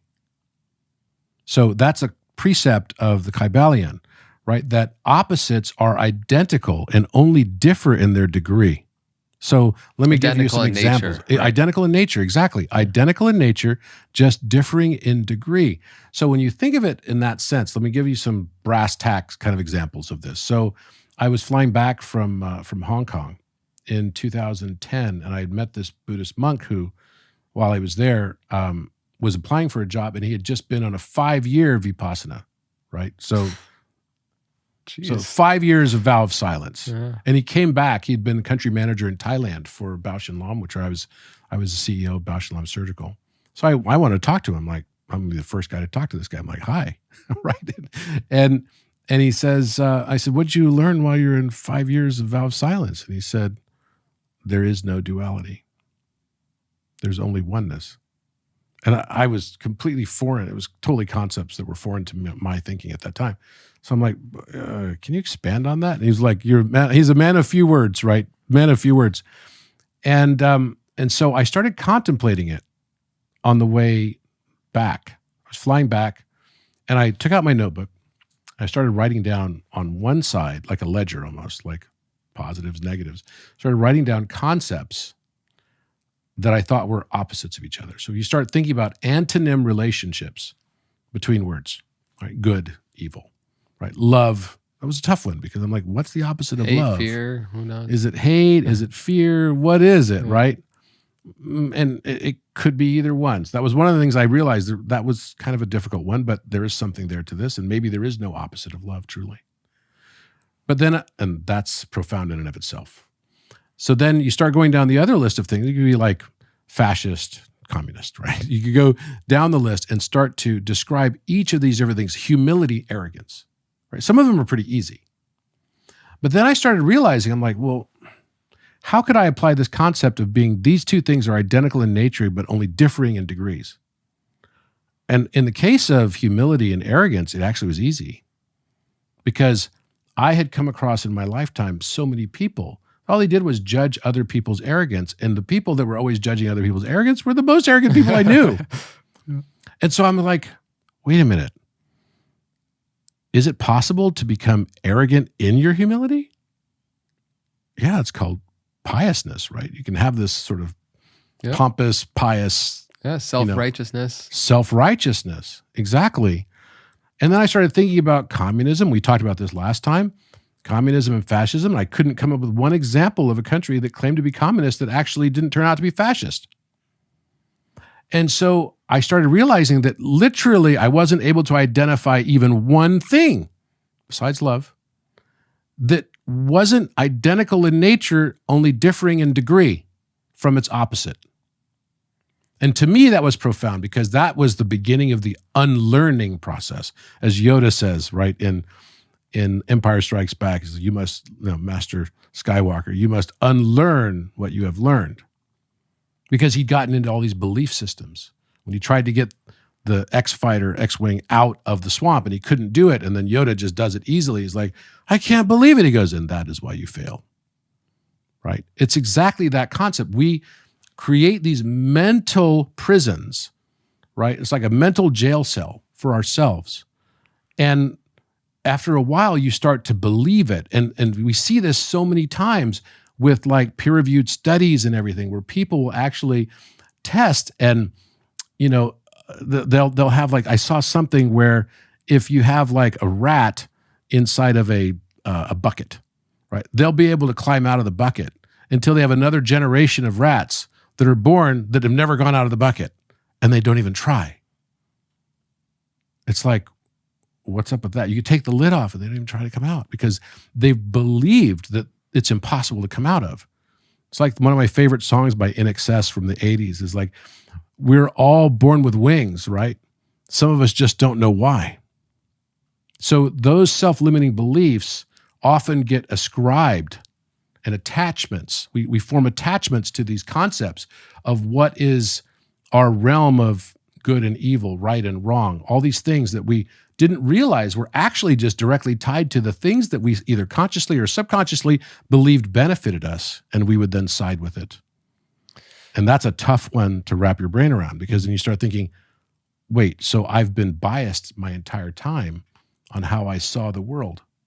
That we cling on and attach to our once subjective perspective without realizing that it is on that grander spectrum of something that is identical in nature, right? And so we could have this close identification with one perspective on life, and the power of this principle and understanding how polarity works is that you can actually see, no, every truth is but a half truth, and that everything has its corresponding counterpart, and that there is a spectrum of awareness, and that you can realize how limited your perception is, and that opens your mind up to the possibility of other people and their perspectives. And then you can stop living in this constipated, narrow, myopic view of what you think reality is. You can open yourself up to life. So well said. You know, I think at a certain point in my life, probably until the time, and I have often said this, I didn't feel like I was an adult man until I was like 42 or 43 years old. And I don't think that's terribly uncommon. Yeah. To be honest, because I had very ambitious views of what I wanted to achieve before I felt like I could say I'm a real man now. Right? I'm like, and if you have to say it, then you're still not it, right? That's kind of the thing. And I remember I used to always think at that time that I would accumulate more and more facts, and as I accumulated more facts, I would gain more knowledge. But then at a certain point when I went through a big midlife crisis at that time, I realized that the more I learn, the less I actually feel like I know. And that was the big shift. When I started realizing that all of these perceptions that I had accumulated as facts were merely facets, and now I needed to look at it in a broader sense and question everything. And that's when I went back to mathematics and I said, my objective reality no longer makes sense to me. So I need to reconstruct my objective reality through math. Does 1 + 1 really equal 2? Or is that something that I can't really trust?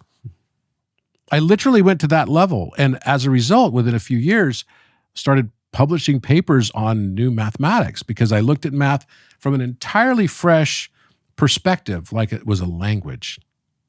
So just as language, it's like there's a word, it doesn't have to have an observation of judgment associated or attached to it. It's just a word.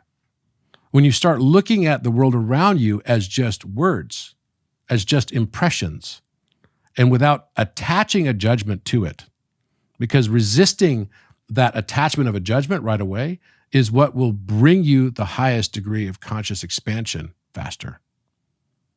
And that's why I think polarity is such a critical aspect of the 7 Hermetic principles, understanding that you can raise your vibration, how you perceive something. So let's say that you are hating someone right now because they dumped you. You're hurt. And maybe they really, really hurt you. And you can't quite grasp the notion yet that you chose it all, right? And that's okay. It's perfectly fine. But you can change how you feel about it in that moment by raising your vibration. Because as you raise your vibration through gratitude in a meditative capacity or state, it will dramatically shift your perception of that thing. Now, we do this every day with time because there are a lot of things that happen to you and I that we would say, that was the worst thing that ever happened to me. Oh my gosh, woe is me. And then a few months later, you revisit it and you're like, as I look back on that, it was probably the best thing that ever happened to me. Has that ever happened to you? Many times. That's what life is. Time and our perception of it also has the effect of flipping polarities. If we got everything we wanted, what a shame it would be, because we're not opening ourselves up to the possibility of something that's greater than we could ever dream of. So beautifully said. If we got something we wanted, say that again? Yeah, if we got everything we wanted, then we would be limiting ourselves to the possibility of getting something that is in the unknown, that is greater than we could ever dream of. Like that's part of the beauty of life, is the surprise. Is if you asked me what I would be doing today 5 years ago, I couldn't dream the situation I'm so grateful to be in now. I'm sure like you as well. But, we can't. No, you're on a ride, right? You're definitely on a super ride for where you are, and what you've been able to accomplish in life so quickly. It's kind of astounding. And you should take a moment and, are you thanking yourself and celebrating enough?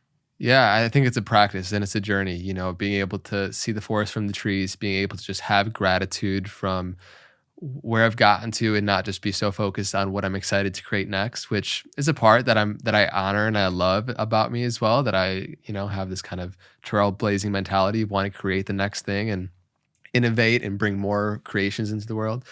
And just to infuse, and it's a reminder, and I feel like that's why I'm so grateful for friends like you and other people in my life that remind me to play to enjoy the whole journey and the process. It's like, what are we doing it for if we're not having And you know what? fun? It will, this one thing I've learned through this whole process too, is that when you take that approach, it will accelerate all of your accomplishments even faster. Yeah. And I used to always be just as you described. It's like, I could feel it. I could definitely feel it. I used to always be like, okay, I did this. Now, but what's next? Right. I don't know if you ever saw the movie that was about Howard Hughes. It was called The Aviator. It had Leo DiCaprio in it. And at the very end of the movie, like he finally launches the Spruce Goose, like this gigantic airplane that's supposed to be this cargo plane that he had a contract with the government for. It was the largest plane ever, made of wood. And right after the thing lands, it's like, let's celebrate. And he's like, no, this is what's next. Right. It couldn't even take a moment to be in that moment. Right. And that is a lifetime that can lead to a lot of suffering, unnecessary suffering. Now, maybe that's what you've chosen, and that's fine. But if you want to choose to transcend that, to break the samsara cycle of repetition, where you keep experiencing the same things over and over again, then take that moment, because in the moment that you are already thinking about what's next, you're already constructing all the obstacles mentally that you'll be facing to achieve that next thing. By constructing the mental obstacles, you will construct the material obstacles. So once we start getting beyond the belief system that we even have obstacles, that's when you start doing incredible things. There's no limit. There's only limits that we conceive.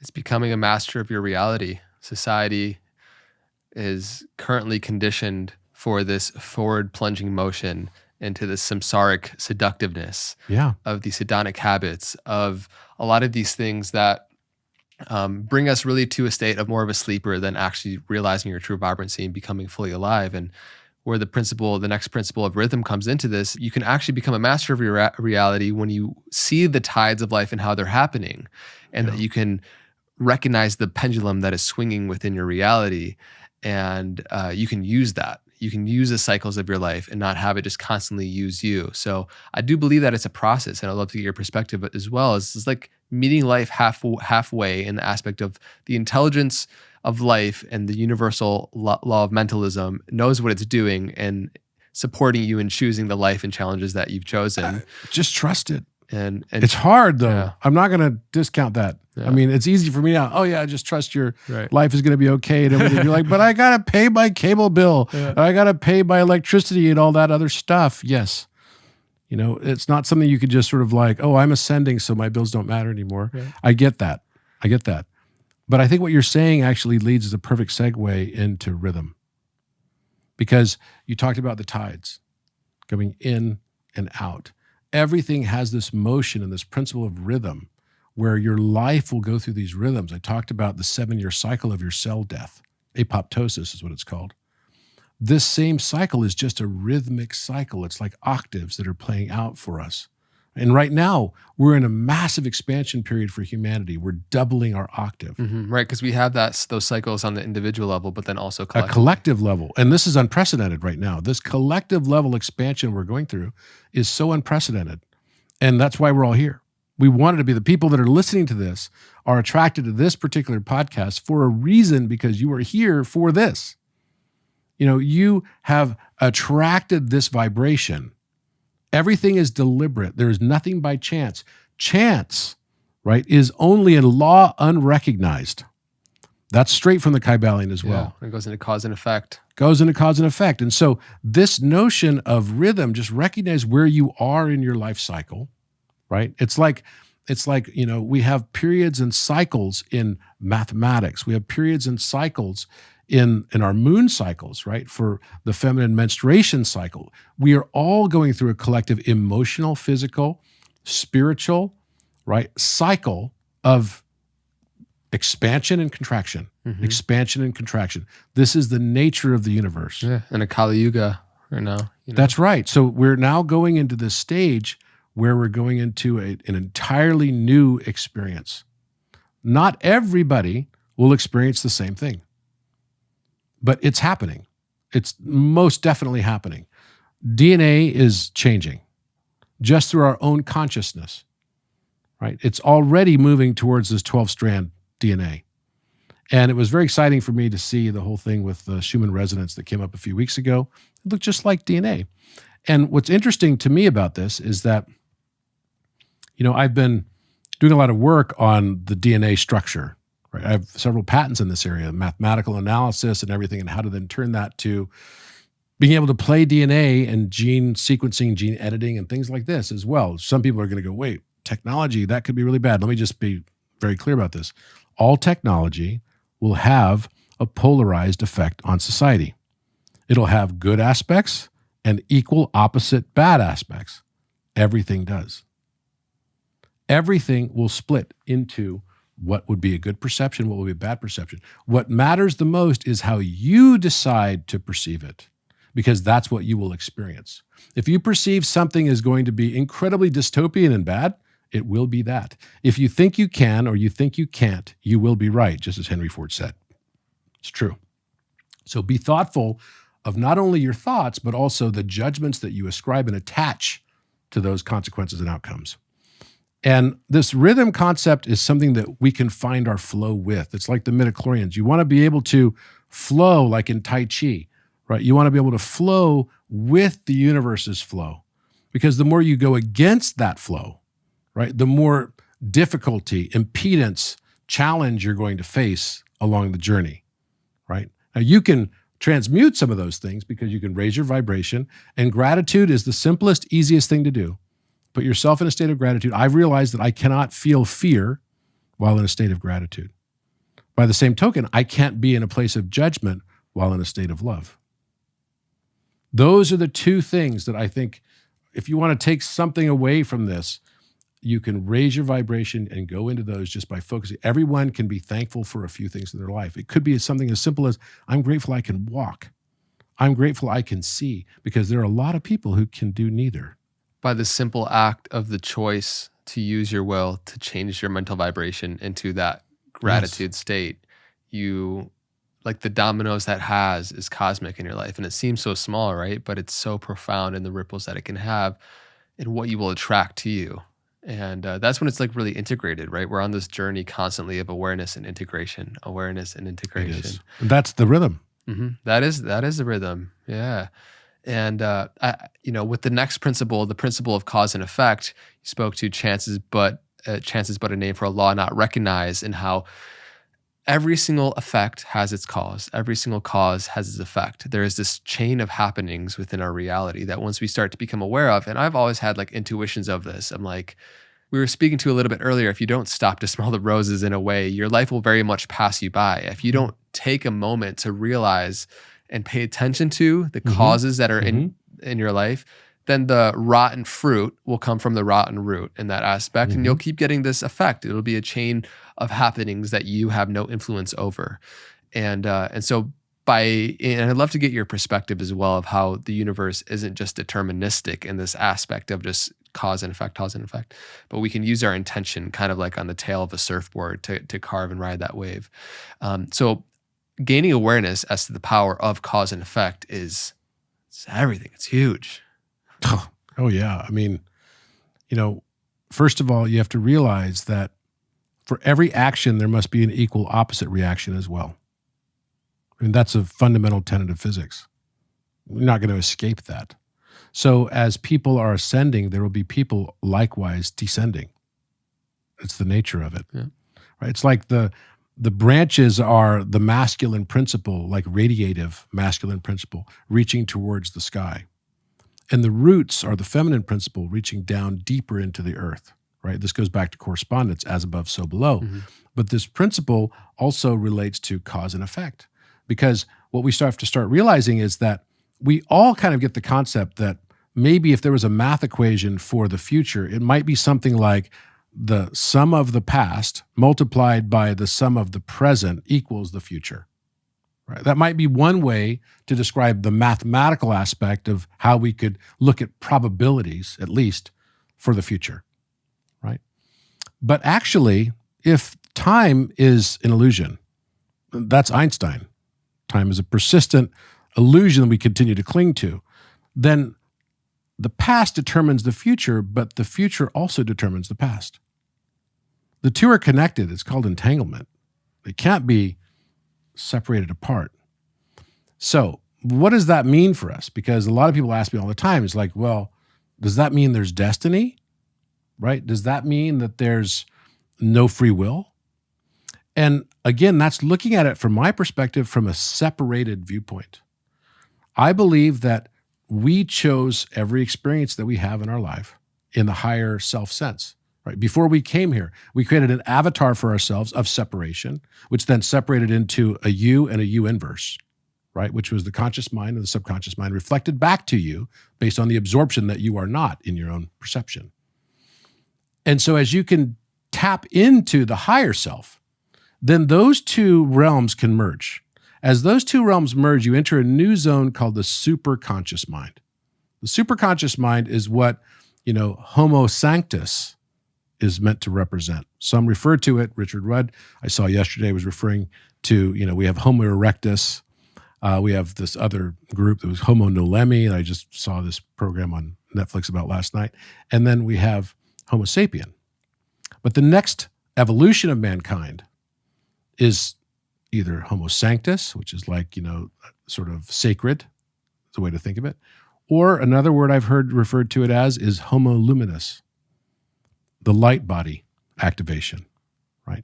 So as we go into this next frame of perspective, we start to realize that we have connected more deeply with our higher self. And once we come into an alignment with our higher self, then we can access the superconscious mind. That's where miracles, that's where magic, that's where alchemy all comes in. And people that don't believe in miracles will never experience miracles. People that do believe in miracles will experience them every single day. You can look at life and say, there are no miracles in life, or you could say life itself is a freaking miracle. Yeah. Which one do you choose? And based on that choice is what you will experience. I know which one I'm choosing. So the notion that you can connect to your higher self to bring out this Homo luminous or Homo sanctus luminous, right? This higher embodiment that Joe Dispenza also talks about, right? So the supernatural version of humanity. That's something that's very exciting, right? It doesn't require any technology, but it's also not fearful of the technology because it realizes that technology will have both positive and negative consequence as a result. There's a lot of people now like really worried about AI. And I can understand it. I can understand where the actors are freaking out because they're like, we don't want to pay you guys anymore, right? We're going to pay you for, 1 day's work and we're going to get your likeness and we're just going to deep fake you. I saw the Indiana Jones movie. That was pretty damn good deep faking. Pretty impressive. I mean, it still didn't look perfect, but hey, actors may be difficult to deal with sometimes. They can be divas. They got to have their little tent outside or their little, their little jets, their little, those silver streams, whatever they have. Right. And so basically the notion that AI is going to come in and take over 27% of jobs is the number I've just heard recently. Everyone now is using ChatGPT. There's religions now that have outsourced the sermons to ChatGPT. That is hilarious. That's true. Look it up. You can Google it. You'll find it. There's like whole congregations that have outsourced even the question and answer and everything. It's like, this is God now. And the latest Mission Impossible installment, which I just saw with my very, very close friend, Boaz, was about that. It's like this notion that AI escaped. And, you had to have the key to the source code, and then you could basically go back because this AI that escaped is called the entity, and everyone starts worshiping it like it's a god. There's an angel Gabriel that's like representative of it as well. It's like so weird. And it feels very dystopian, right? If you believe and you want to ascribe to that dystopianness, you will experience that dystopian. It will be your reality. So your belief systems become such a critical aspect. And realizing that your actions will have certain cause and effect is also tantamount to realizing as well that your beliefs of what the consequence of your actions will be will also become your reality. That's sort of a Jedi level of understanding. It's like going to the next level of understanding and saying, okay, maybe what I call destiny is really just the free will of my higher self that I am. I'm not separate from. I've just been limited by. If you think about it, if you're going into this game, so let's go back to the game analogy. Talked about that, this Maya game that I've created. So if you really want to learn something by coming into this Maya world, right, in this game, you're not going to go with all of your powers as an omnipotent, omniscient, and omnipresent being. It's not very fun, right? It's like, I could be everywhere. I could do anything. I could say anything. I can bend space-time. I can do whatever. What you would do is you would limit your abilities in your avatar and then find ways to regain those abilities as you opened up new doors of consciousness, new portals of understanding. And that's exactly what we've done in this game of Maya and what we're doing here in this game called Earth. But New Earth now is going to be one where those limitations of understanding and still understanding the cause and effect and still understanding the consequences of things, but realizing that a lot of it is going to be tied directly to what our own belief systems are, and that those limitations are, again, directly tied to those limitations, is what's going to be the catalyst for a lot of transcendence of some of the systems that are breaking down around us right now. And that's what I hope. My hope, sincerely, is that we are in a world of infrastructure, mechanisms, education, governance that are anachronisms for the new world, the new Earth. Maybe humanity's now at a stage where we don't need overseers. Maybe we don't need leaders in the same way. We need more leadership, that's for sure. But I don't think we need more overseers and leaders that take away individual rights and sovereign freedoms. And I think this is part and parcel of making this transition, understanding the 7 Hermetic principles. The founding fathers of this country, and this is just only something that I've not talked about this at all with anyone yet, so this is like debuting it here. So I'll tell you a quick story. I said that I went to all the obelisks in the last few weeks, right? And what was really fascinating about that is that each obelisk has the one in New York and the one in London have time capsules underneath them. So I went to the obelisk. Now I went to the pyramid complex in February and March. And while I was there, I discovered this integer-based harmonic relationship between the 3 pyramids on the Giza Plateau. So that the height to 1/2 the base of Menkaure Pyramid, which is the smallest, Khafre Pyramid is the second largest, and then the Great Pyramid, the largest, it goes like this. It's 5/4 ratio. So 5/4, and it's called a major third in music. It's an interval. Major third music, it sounds like love. It sounds like romantic love. Everyone loves the major thirds. Da, da, just like that. Then you want to go da, da, da. Then that's a perfect 5th.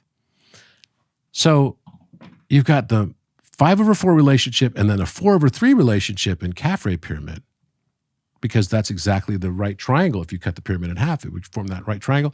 And then the Great Pyramid is 2/pi. So you got 5, 4, 3, 2, 1. Why is it 1? Well, if it's 2/pi, pi is the circumference of a circle with diameter of 1. So 5, 4, 3, 2, 1. That's kind of cool, right? Very cool. Very cool. So wait, in those 3 pyramids, we now have all 13 musical intervals that exist in music in 1 octave. So when we look at the pyramids, it's beautiful to us because it's a full rainbow spectrum of light. That's pretty trippy. Very trippy. And if I look at it from one angle, so I look at Menkaure Pyramid, which is the smallest but also a very beautiful pyramid.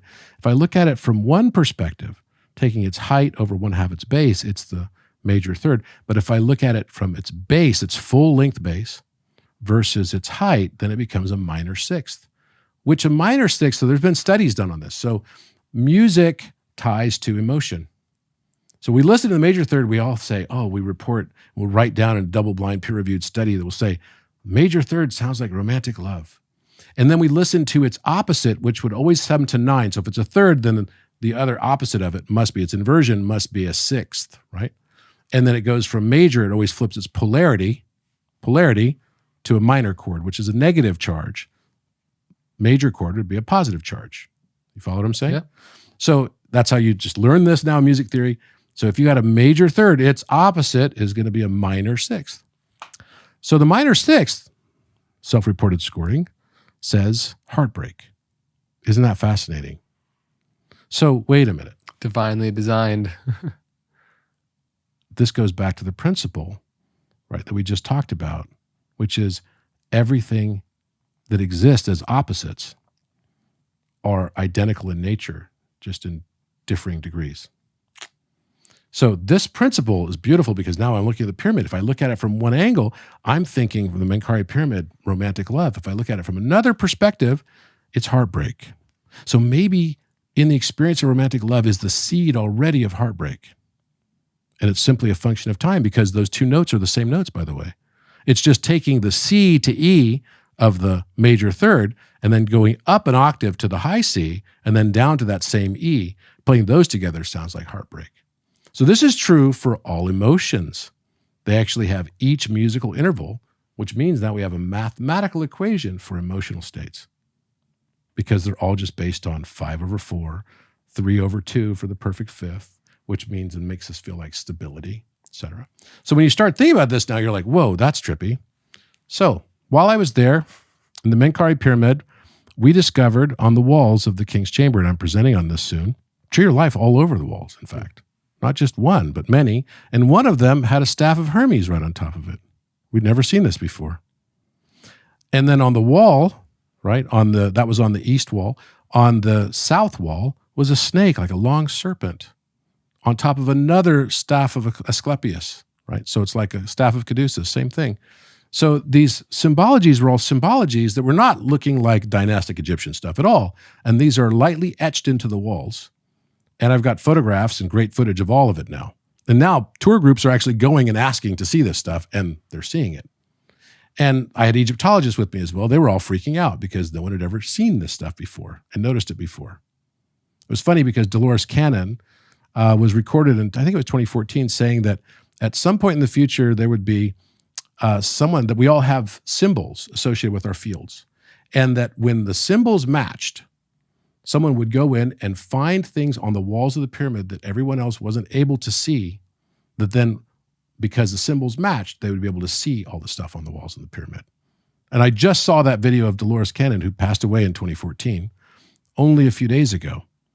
Now, this is fascinating to me because when I went to the obelisk in New York City, Cleopatra's Needle, as it was called, I noticed that there's a block at the base, right? And it was late at night. It was probably like 9 or 10 o'clock at night when I was there. And there was a Shakespeare play going on, literally there's like a little, Globe Theater type of thing in the middle of Central Park where they have like free Shakespeare plays in the summer.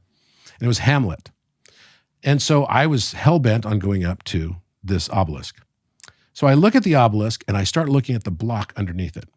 And the block underneath, I start noticing on one side was flower of life pattern, just like exists at the Abydos Assyrian temple. And on the other side, I noticed an eye, and then on another side, I noticed DNA and the shape of a chromosome. So flower of life pattern. So then I'm thinking, well, where's the tree of life? So I go on the other side, and sure enough, on the south side of it was a tree of life and a staff of Hermes and a flaming sword, just as described in the Bible, in fact. And this is not, everyone says, well, the Bible's not that old. Well, the Bible is just a recording of stories that have been carried down through generation after generation after generation. And it was the story of how we transcended, or rather descended, into duality. And so as I'm looking at this, I'm like, wow, that looks really similar to the exact image we found on the wall, on the east wall of Menkaure Pyramid. And as you start to realize how all of this is connected, right? Because it's all musical notes. These are tuning forks at each city. So I started doing research on this to find out what's in the time capsule underneath in this the obelisk. Yeah. So the sister obelisk to this that came from Luxor is in London. It's on the Victoria Embankment on the River Thames. Okay, so Queen Victoria, she actually is the only person that has commissioned the building of a pyramid in the UK. You know, there's a pyramid in the UK. And it's a pyramid with a very pointy top. It's like an angle that's a very unique angle. It's based on a 5, 12, 13 triangle. Now, that's really fascinating because that particular pyramid is the one that Matthias kept telling me that he keeps seeing. And he said, can you tell me what this means? And I said, that's strange because I was flying over here. I was analyzing that particular pyramid, that particular shape. because it's unique. It's the only triangle whose perimeter is equal to its area. 5, 12, 13 will give you an area of 30, and it will give you a perimeter also of 30. Right, so it's a very unique triangle. So you put two of them together, and they'll have 60 combined. And so you have the line down the center, and you combine those two. You literally have the minutes of a clock. 60 descending minutes of arc, 60 ascending minutes of arc. So it's related to time. So what's in the time capsule? So I found out there's 3 things in the time capsule. One is all of the complete works of William Shakespeare. That's random. Right? And it's right next to this Globe Theater thing they've got there. That's kind of strange. And this was done in the 19th century, right? It's like 1880s. And the other items that were in there were 2 other items. The Bible, King James Version of the Bible, which was done by Rosicrucians. And the other item that was left inside there was the Declaration of Independence, a copy of it. So I immediately said to my friend who spent 20 years decrypting the Shakespeare Code and has a television show on it now, I called him up and I said, hey, in the time capsule, this is done by Freemasons and Rosicrucians, there's a time capsule at the base of Cleopatra's Needle that has the encrypted works that we've decrypted, and I've done a lot of those decryptions with him as well, the Shakespeare's works, and also the Bible, which was done by the same people. King James Version of the Bible was written by the same people that wrote all of Shakespeare's works, so that's all of it's encrypted with a particular type of grid cipher. It's a grid cipher that's a block cipher. And so I said to him, what do you want to bet that the Declaration of Independence is also encrypted? Now, wait, this gets really interesting. Now you realize you're in National Treasure, right? So you are Nicolas Cage. So within a few hours, Alan took and put it all into a grid, and the grid matched the same grid patterns that we used in the same approach that was done by John Dee and Sir Francis Bacon, because these are the people that did all of this stuff. And it turns out that there are 2 mistakes, and this is the way the tell is. So in the Shakespeare works, right, intentional. They find it by intentional mistakes. So the pagination on the complete works of Shakespeare is all off. And so every time there's a mistake, there's an intentional encryption, and it's all about Hermes. It's all about Metatron, which is another name that I haven't talked about yet, but we can come back to. It's an angelic form of Enoch. We talked about it last time a little bit. We talked about it last time. And it's all about this Monas Hieroglyphica, right? So this becomes really fascinating because the 2 mistakes that are in the Declaration of Independence, which was written by Thomas Jefferson, John Adams, and Benjamin Franklin, a polymath, all of them arguably polymaths. And this is the most important document they've ever penned. It's Declaration of Independence. This is an important story, right? And they're going to get it perfect. And it's beautifully done in calligraphy, right? It's beautifully done. But there are 2 errors in it. It turns out that those 2 errors are the addition of one word, right? Which was the word only. And you see it because they put a little, one of those things that like points up, like a little arrow. Yeah. So they insert right here type thing, and they put only there, insert. And then the other one was the word representative that was missing the en, which is the French word for in. So only in. And they also put another little arrow, looks like a pyramid, going into it. So we measured them. We looked at it. We took a line straight down and then found where the only was, which is down here. And guess what? It makes exactly a 5, 12, 13 triangle. Damn. Exactly. 67.4 degree angle, right, for its beta, and its theta comes out to be, 22 and a half. What's the third point? If it's only and it's a 90 degree angle, so you just take the only, you just go straight across. Got it. And then you take this one straight down. That forms a 90 degree angle, right? And then those 2 points, it gives you, with only 2 points, you can form a triangle. So why? Why? Okay, so now you're going to the rabbit hole, and it actually, you didn't know we were going to talk about this because it's all related to what we're talking about, and it's all about New Earth. So Sir Francis Bacon wrote this book that many claim to be unfinished called Ben Salem. Ben Salem is just another way of saying New Jerusalem. So Salem was the word for Jerusalem. So when Melchizedek was in the land, he was the priest king of Salem. Abraham paid tithes and offering to him. Right. So there's only a few mentions of him in the Bible, but there's more mentions you can find in some of the Kabbalistic texts, etc. So he was a priest after the order of Melchizedek. So this higher order understanding. Also believed to be one of the incarnations of Thoth, Hermes, Metatron, Enoch. We can go down this long list of names, right? Saint Germain, etc. This notion of this triangle that was the perfect triangle, by the way, is one of the places we're going to visit in Egypt. So they've found... I'm going to go with you in December. They found just recently, and now this comes back to something, because I've known everything about Egypt, and how I missed this is kind of mind-blowing. It's almost like a Mandela effect in reverse. Do you know what Mandela effect is? Mm-hmm. Mandela effect, for those that don't know, is when a mass of people have a memory of something happening a certain way that didn't actually happen that way, like Jiffy peanut butter, right? It's like everyone remembers Jiffy peanut butter, but there's no Jiffy peanut butter. It was Jif, right? Or they remember that Nelson Mandela died in like 1980 something, and they watched his funeral and everything, and he didn't really die. He spent 27 years in prison, but he didn't die then, right? And he wasn't released until the 90s, and then he became president after he was released. So this Mandela effect can also be in reverse. So the best way I could describe it is this. As you raise your frequency, you can understand how the people that come into your life will be changed according to your vibration, right? Because they will parasympathetically resonate to your vibration. The people that enter into your realm, the experiences, the challenges, the places you travel, all of these things that come into your world will be directly tied to the resonance that you are carrying. Does that make sense? Mm-hmm. Right. You can understand that concept. Mm-hmm. But what if I told you that extended to the past as well? Now, to say that that extends to the future is sort of, an easy thing, as it's not a mental leap, because you would say, well, that becomes cause and effect. Of course, the moment that you start that resonance frequency, then everything in your world is going to be in training to that resonance frequency, and also where you go and what you do in the future, but it wouldn't apply to the past, right? I don't think so. Because what I've started to notice is that as we start to raise frequency, the things that were in our history that were in higher dimension are now coming back into our perception. Yeah. This is why ancient civilization, ancient knowledge, all of this stuff now is starting to be remembered in different ways.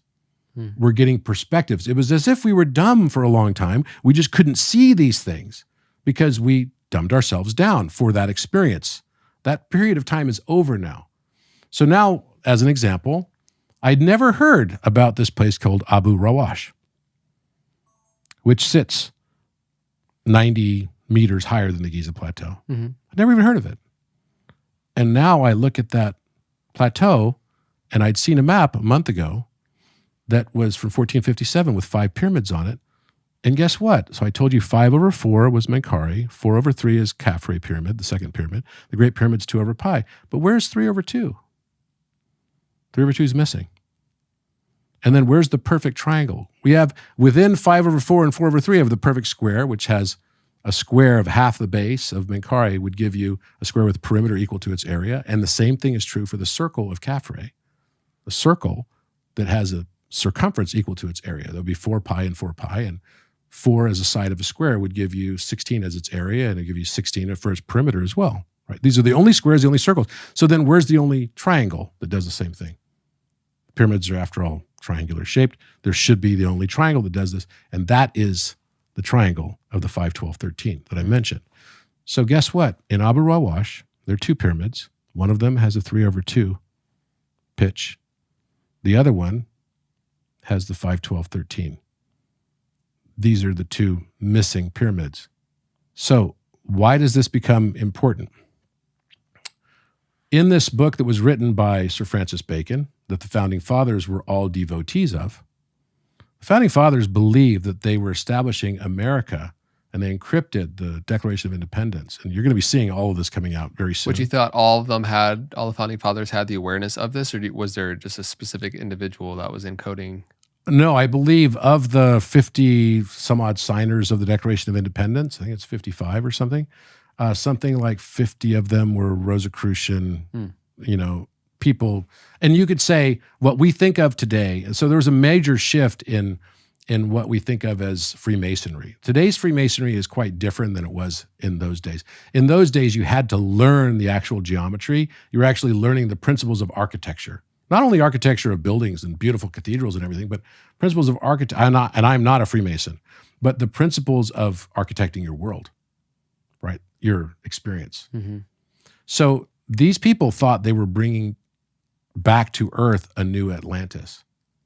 That's what the founding fathers, from an esoteric perspective, that was the divine providence that they were always referencing. Then, of course, it turned to dark aspects because there's like, it's like we have a divine mandate. We should just take the land from the indigenous peoples, and there's all the negative aspects of that too. So everything has positive and negative consequence, without a doubt. Polarity.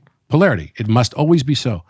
So they believed that this was an entry point to a new world, a new Earth. An Earth built on true meritocracy, an Earth built on a new form of governance, an Earth built on love, an Earth built on the understanding that the hurt of any one man is the hurt of all. It was highly idealized. And that is what's coming through right now, these shifts. So I think as we continue to increase in our awareness and expansion, that what we consider as history, our knowings of history, are going to dramatically shift. And they'll just start showing up in the field. Like all of a sudden, me becoming aware of these two pyramids that no one really knows why it's associated with the Giza Plateau, but it's so close. It's only 2.4 miles away from the Great Pyramid. That's really close. And it sits on this very high plateau, which would then presuppose that maybe there was something even more holy about these places. Why were they destroyed? Why do we only have their bases? And their angles, their slope angles are matching what I just said, 3/2 and 12/5. So this is about the entrance into a new paradigm. It's very intriguing. It's very interesting. I feel like the more that these encodings are decoded, it's just like they're musical notes in a larger symphony that's happening. You just said it, because each of these pyramids, now if we take 432, and I just did this, and we take those relationships of the height over 1/2 the base and apply it as a musical note, they all have their own notes. Mm. And I didn't only find this is true for the pyramids in Egypt and the pyramids on the Giza Plateau and Abu Rawash, and it's also true for the Red Pyramid and for the Bent Pyramid. It's also true for the Meidum Pyramid and the Lahun Pyramid. It's also true for the Unas Pyramid. It's also true for Chichen Itza in Mexico. It's also true for Pyramid of the Sun and Pyramid of the Moon in Teotihuacan. It's also true for Tikal Pyramid. It's also true for Cholula in Mexico City. So have you put these together? Is there like a song of the pyramids? I think there is. Let's go. Let's go, right? It's like, and I'm like waiting for it. I kind of joke about this with Alan. I'm like, wouldn't it be hilarious if it was like dun dun dun bum bum? It was like yeah, It's totally like a big right. joke. I know.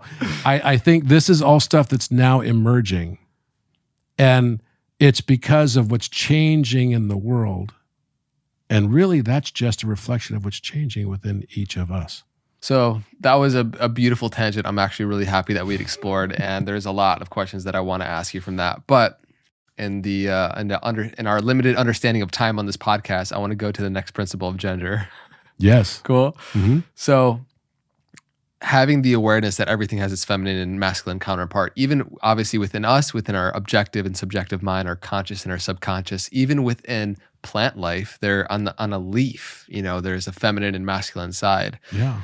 So the power of this understanding is profound. It actually has a lot of implications to the current time we live in and find ourselves with a lot of things happening within gender. The awareness of the principle of gender also has big implications on how we become magnetizing human beings, the understanding magnetism, how to become influential, and understanding, really magnetism within the reality, within other individuals, and then, life at large. So let's riff a little bit here on gender. I think This has been one of those things. I'm still trying to understand how women think differently than we do, than men. Yeah. And it's so funny because it's like good this luck. lifelong endeavor, and I will never get it. I think I try really, really hard, but I now know. Again, it's like in the early stages, I used to think everyone thinks like I do because it's logical. Well, then why doesn't my girlfriend think like that too? Or why doesn't my wife or whatever, right? And what I've now realized is that it's beautiful that they don't. Of course. And we love the curve. We'll never understand the irrationality of a circle. We may think we grasp it, and then as soon as it's like, what is this saying? It's like God is a circle that, whose center is everywhere and whose, circumference is nowhere. Yeah. Right? It's like, wait, what? What did you just say? I need to grasp this. And it seems like, every one of our sports seemingly relates to like getting a ball in a hole, right? It's like, we've got to find that circle. The circle is this thing we've got to find this, there's cheese in there, whatever it is, we're going to find the thing. There's this great treasure in this beautiful circle. And I think that I finally came to the realization that the way that the feminine perceives love is not even close to the way that the masculine perceives it. And that seems like such a fundamental thing, because that means from the moment we're born into our mother's arms, our concept as a boy versus our mom is very different of what love is. And, if you go into adulthood, of course, as a child, it's very different because you've got the nurturing aspect and everything. We want our mommy, and we're like, we've experienced this separation and we want to come back into oneness with our mother from the moment that we're born. And I realized that what the feminine perceives as love is more associated with safety. So I used to think, okay, I'm going to love my girlfriend, I'm going to love my wife, I'm going to love my partner in the way that I want to be loved. It took me a really damn long time, right, and a few divorces to figure out that that's not how she wanted to be loved. She wanted to feel safe. And I mistaked my feeling of what love should be. Again, that's the unlearning part we have to do. We have to unlearn a lot of the things that we took for granted and be able to open ourselves up to seeing things in a different way. And when I realized that if I could help my partner always feel safe, then she blossoms like a rose. And this understanding is finding that balance, because again, all of this is just a metaphor for what's happening within each of us. So there's also, if we're having a struggle in our relationships on the outside, it's just a metaphor, reflection of what's going on with the two halves of our brain wanting to come into alignment. And we have this corpus callosum, this tissue that connects both sides of the brain. And women are better at connecting both hemispheres of the brain than men are, to be honest. When men fall in love, it's like they're lost. They're completely done, right? They're like, can be crazy. But women can remain strategic, right? They know how to keep their wits about them. They can think and feel at the same time, whereas men have a difficult time thinking and feeling at the same time. They have to think or feel. And when they're in logic mode, they're in logic mode. And that can be very infuriating sometimes to their partners. And when they're in like love mode, they're like lost it. Right? We've all seen this. Mm-hmm. This is what happens when finally the woman puts the man in the ice box, and then he's not sure if he wants to commit. And then all of a sudden, I'm lost without you. I want to marry you right now. Right? And this makes the world turn. It literally is the thing that makes the world turn. Mm-hmm. So it's such a beautiful aspect. But for both aspects or both hemispheres to realize the value of the other, that is the balance. So the whole thing, if I could sum up the entire Kybalion and the understanding that is the basis of all of it, it's realizing the love. It is the love that is that beautiful merger and all the symbology of the masculine and feminine. And that is the philosopher's stone. So that pyramid angle I was just talking about, that 5, 12, 13, represents the perfect balance between the masculine and feminine.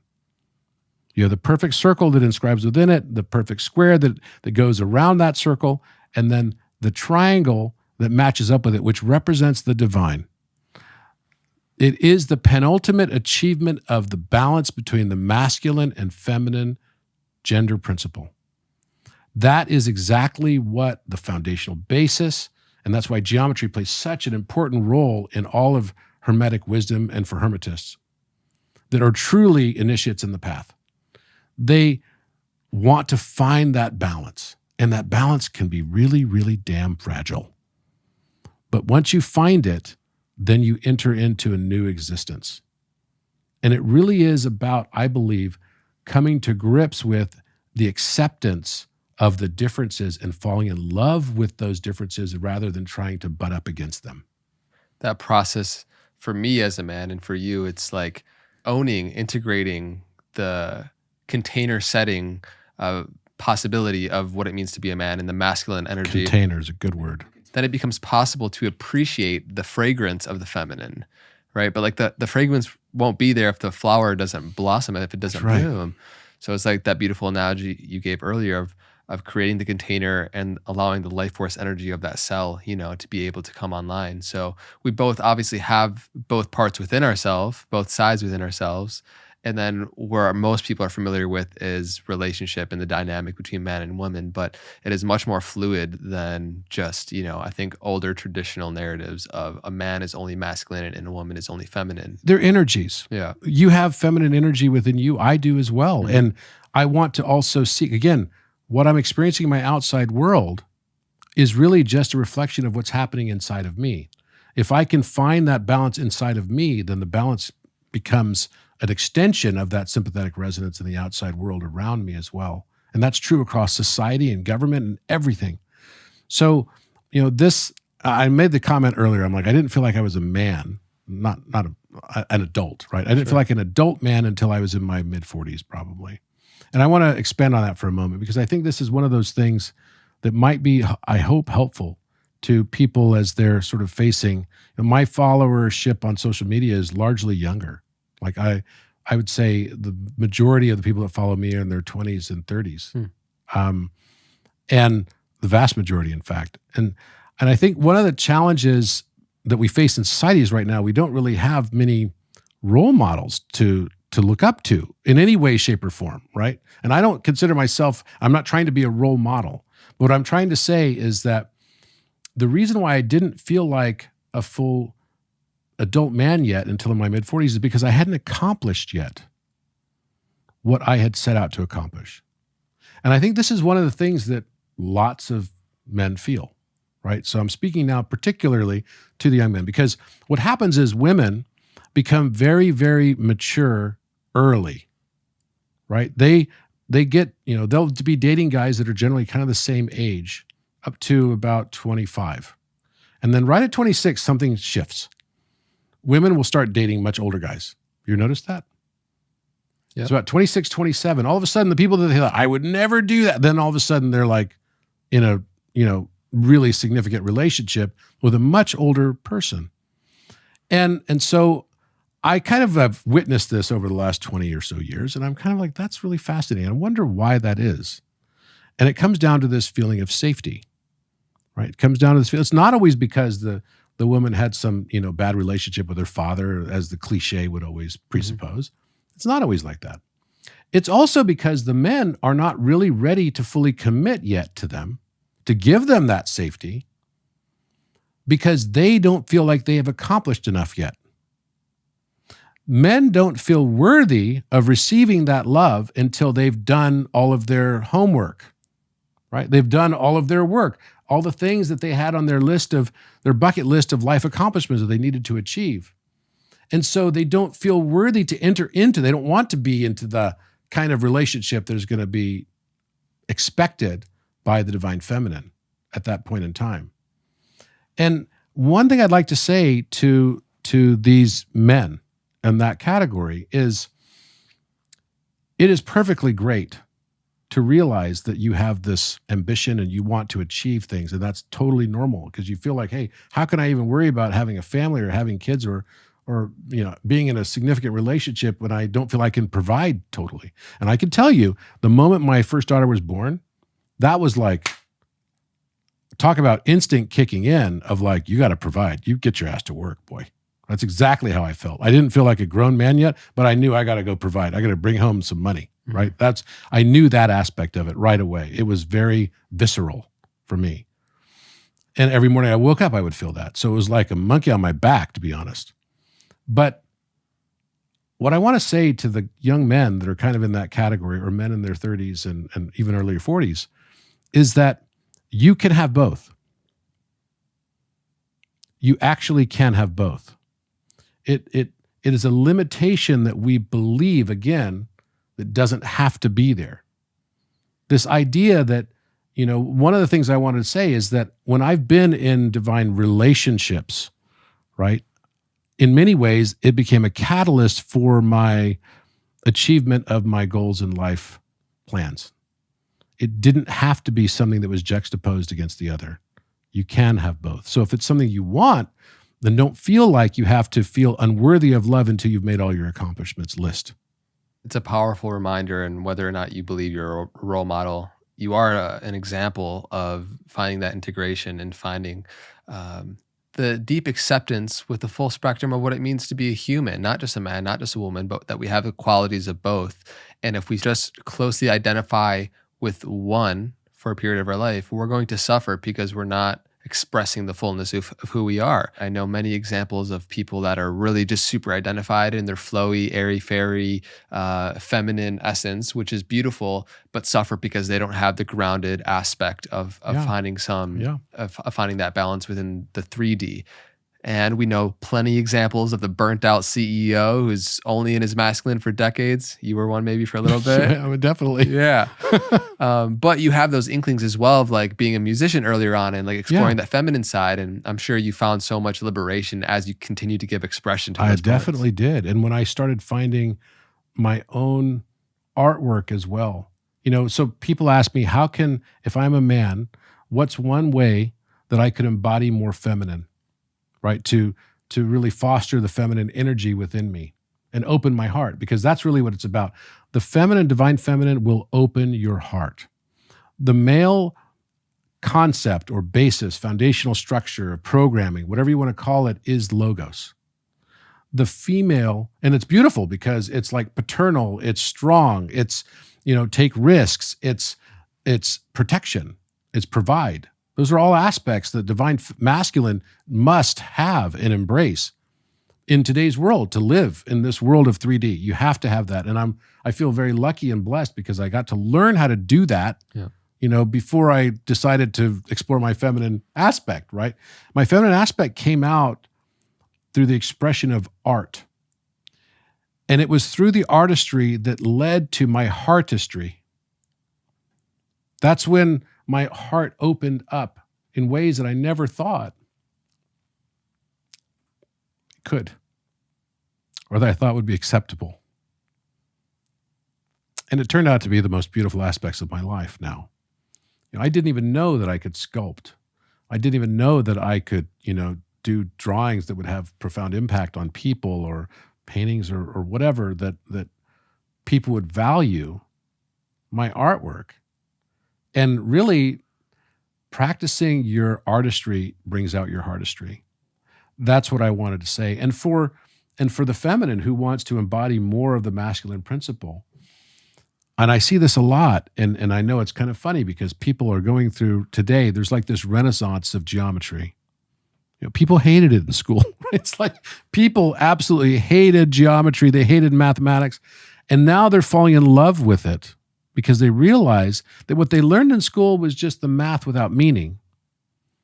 And now they realize that it's a language of God. They want to learn it, and they want to connect to it, and they're in a love affair. So if you can hate something, just like these principles of polarity, you can also love it. So people are falling in love with it. They hate it. They left it behind.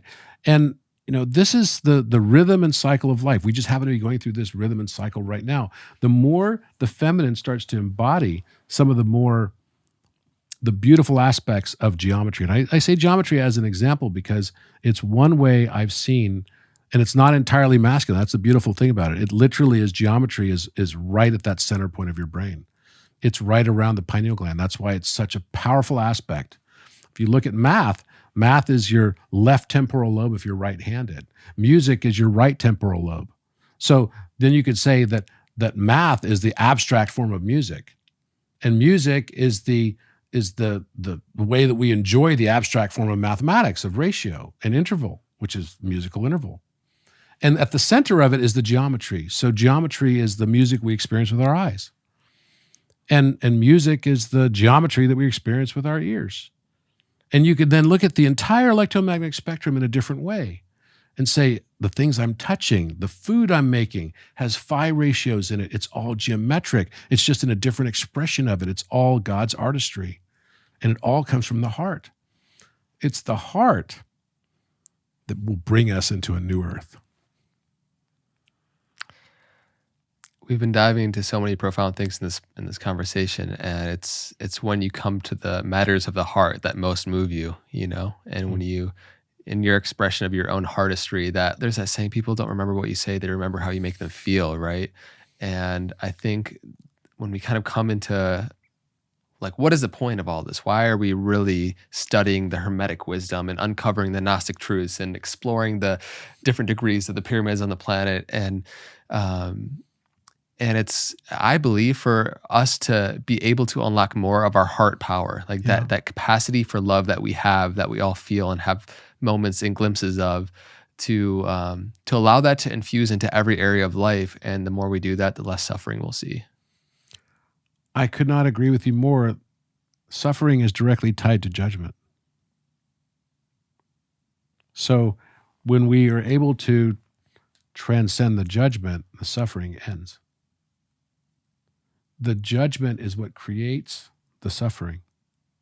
So if you want to say, what's the foundational basis? What's the reason for all of this? It's the 7 Hermetic principles, I believe, are there to help us to have context, to understand that this universe is mental. These are things that are sort of held inviolate. There's no, you have to leave behind normal.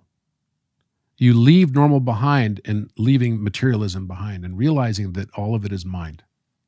Once you make that step into this concept of mentalism, and then you start seeing the fractal nature of correspondence across the universe, up and down, all scales of orders of magnitude. And then you realize that everything is tied to my vibrational state. My experience then is basically about entrainment to different vibrational states. If I'm angry coming in the room, I can entrain other people to being angry. If I'm happy and loving, then I can entrain other people to being loving. And the field of my resonance expands by the degree to which my heart is open. So if my heart field is very powerful, then the entire world can change. That's what ascended avatars do.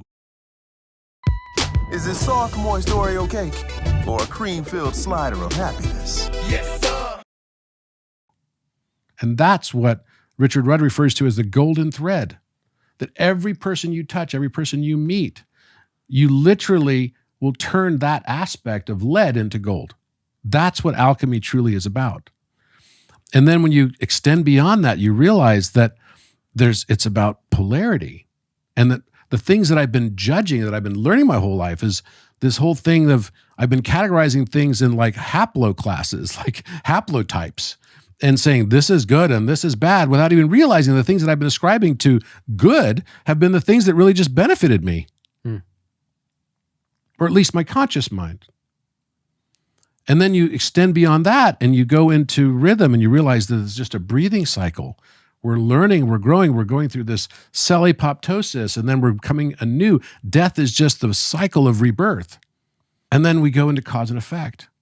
And we realize that everything has to have its equal opposite. Not everything will always have an opposite effect, no matter how you look at it.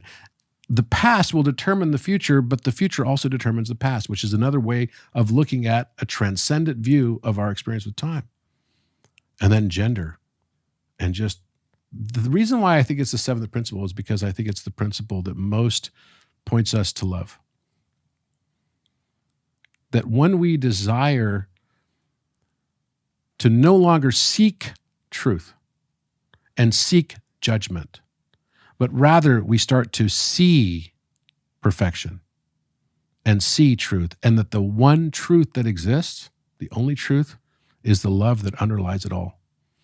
It's the thing that binds together the universe. Love is metaphysical gravity. It is the gravity. It's the thing that's unknown to us that we have to bring to light. It's that darkness that's from Divine Mother that holds and binds the whole universe together. That's the love. We're not here. I think we're here to learn these 7 Hermetic principles because it helps us unlearn the judgments that we've accumulated. It's the unlearning process that we're going through in studying this. And as we unlearn it, our life starts to transcend.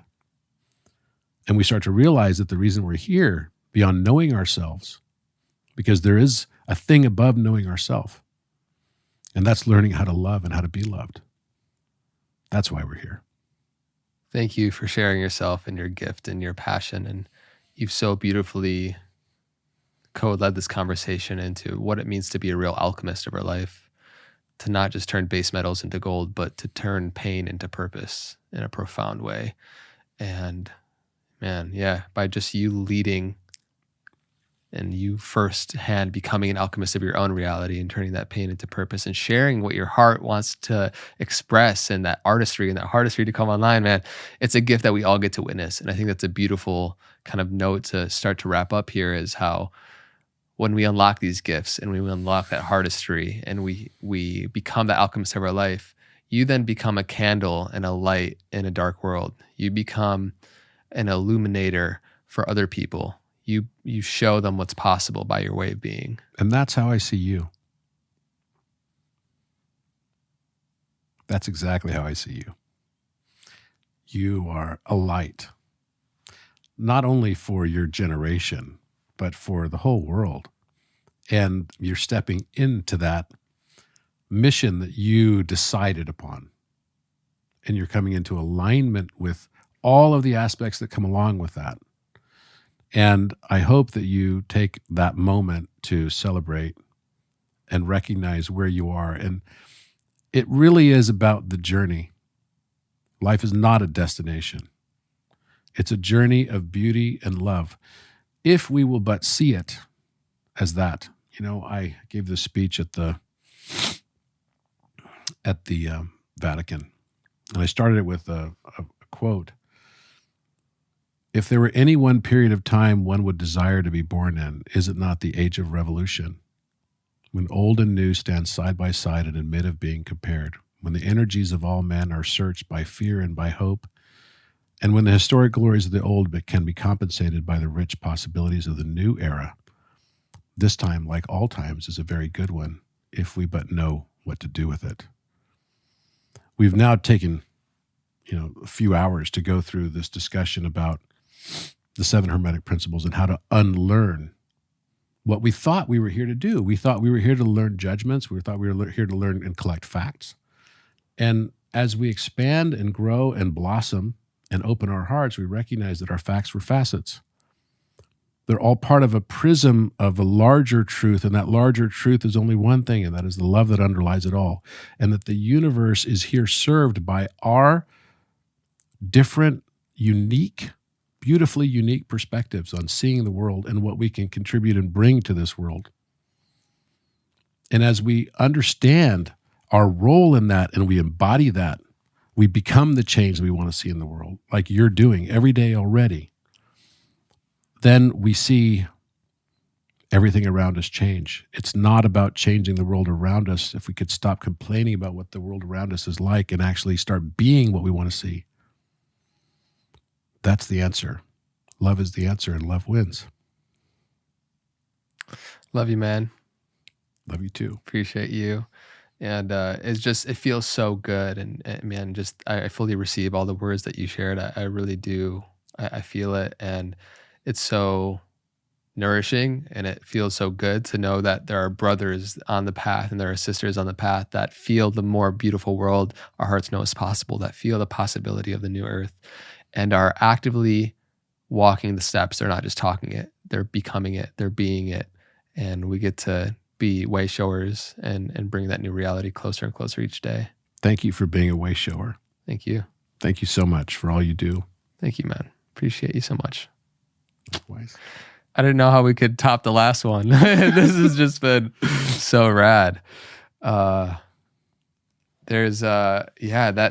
feels like a beautiful note to wrap up on, man. Is there anything else on your heart that you want to share? And then, we can obviously point people towards where they can find you, or is there anything? No, I just, I think the world is not a difficult place. I've said it many times.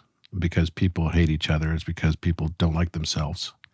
If we could start to like ourselves, because we're embodying the change we want to see rather than complaining about what the world is or is not, we'll end judgment and we'll end suffering. And I think that's the thing that most people have such a hard time to grasp. And I myself had a very difficult time grasping it. It's only been very, very recently that, this different way of perceiving it has come into focus. And it's made all the difference. It really has. And I'm grateful to so many people along the way, for even the people that did me wrong, right? Mm-hmm. I got this award, a Lifetime Achievement Award at Cal State Fullerton University about 2 months ago. And they asked me to give this speech. And it was funny because the award they gave me was this diamond-shaped crystal thing that was actually the same shape as the pyramid too. The exact same. Wow. 5, 12, 13. And I get this, and I was like kind of stuck for a moment as I looked at it, because I didn't realize that was what the award was going to look like. I was like, whoa, that's really trippy. And so I stood up at the podium, and I thought to myself, prior to coming to give the speech, I'm like, obviously I have a list of people I want to thank, and all the people that helped me along the way and I learned from, and mentors and all of that. But then I realized that the biggest shift in me at that point in time was that the person I also wanted to recognize and thank was myself. And I never, ever would have felt comfortable saying or being or doing that in any other period of my life. But now I am. And I think we can get to a stage where we start to fall in love with our experience. The way we transcend is not by wanting to escape. It's by falling in love. And I believe that's what enlightenment really is.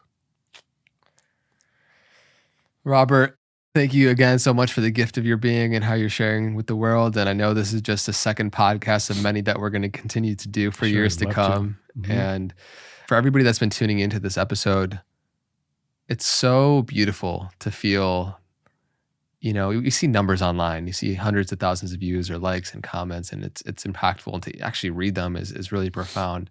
But to remember that each number represents a human being that is tuning into this understanding, into this frequency, into this conversation. So, my deepest bow and gratitude for you all who are tuning into this episode and who have been coming on this journey with us today. And it's been incredibly moving for me. And if it has been for you, please let us know how so. I'd love to hear. Is there anything else? No, we love you. Beautiful. Well, everywhere you can find... You are loved. Yes. Everywhere you can find Robert will be linked again down in the description below. And, I recently came out with a book list actually where I did a review of the Kabbalion. We'll link that down in the description below as well. My favorite 50 books. That's a cool kind of free thing to give people. And stay connected with us. Thanks for coming on this journey. And until next time, be well.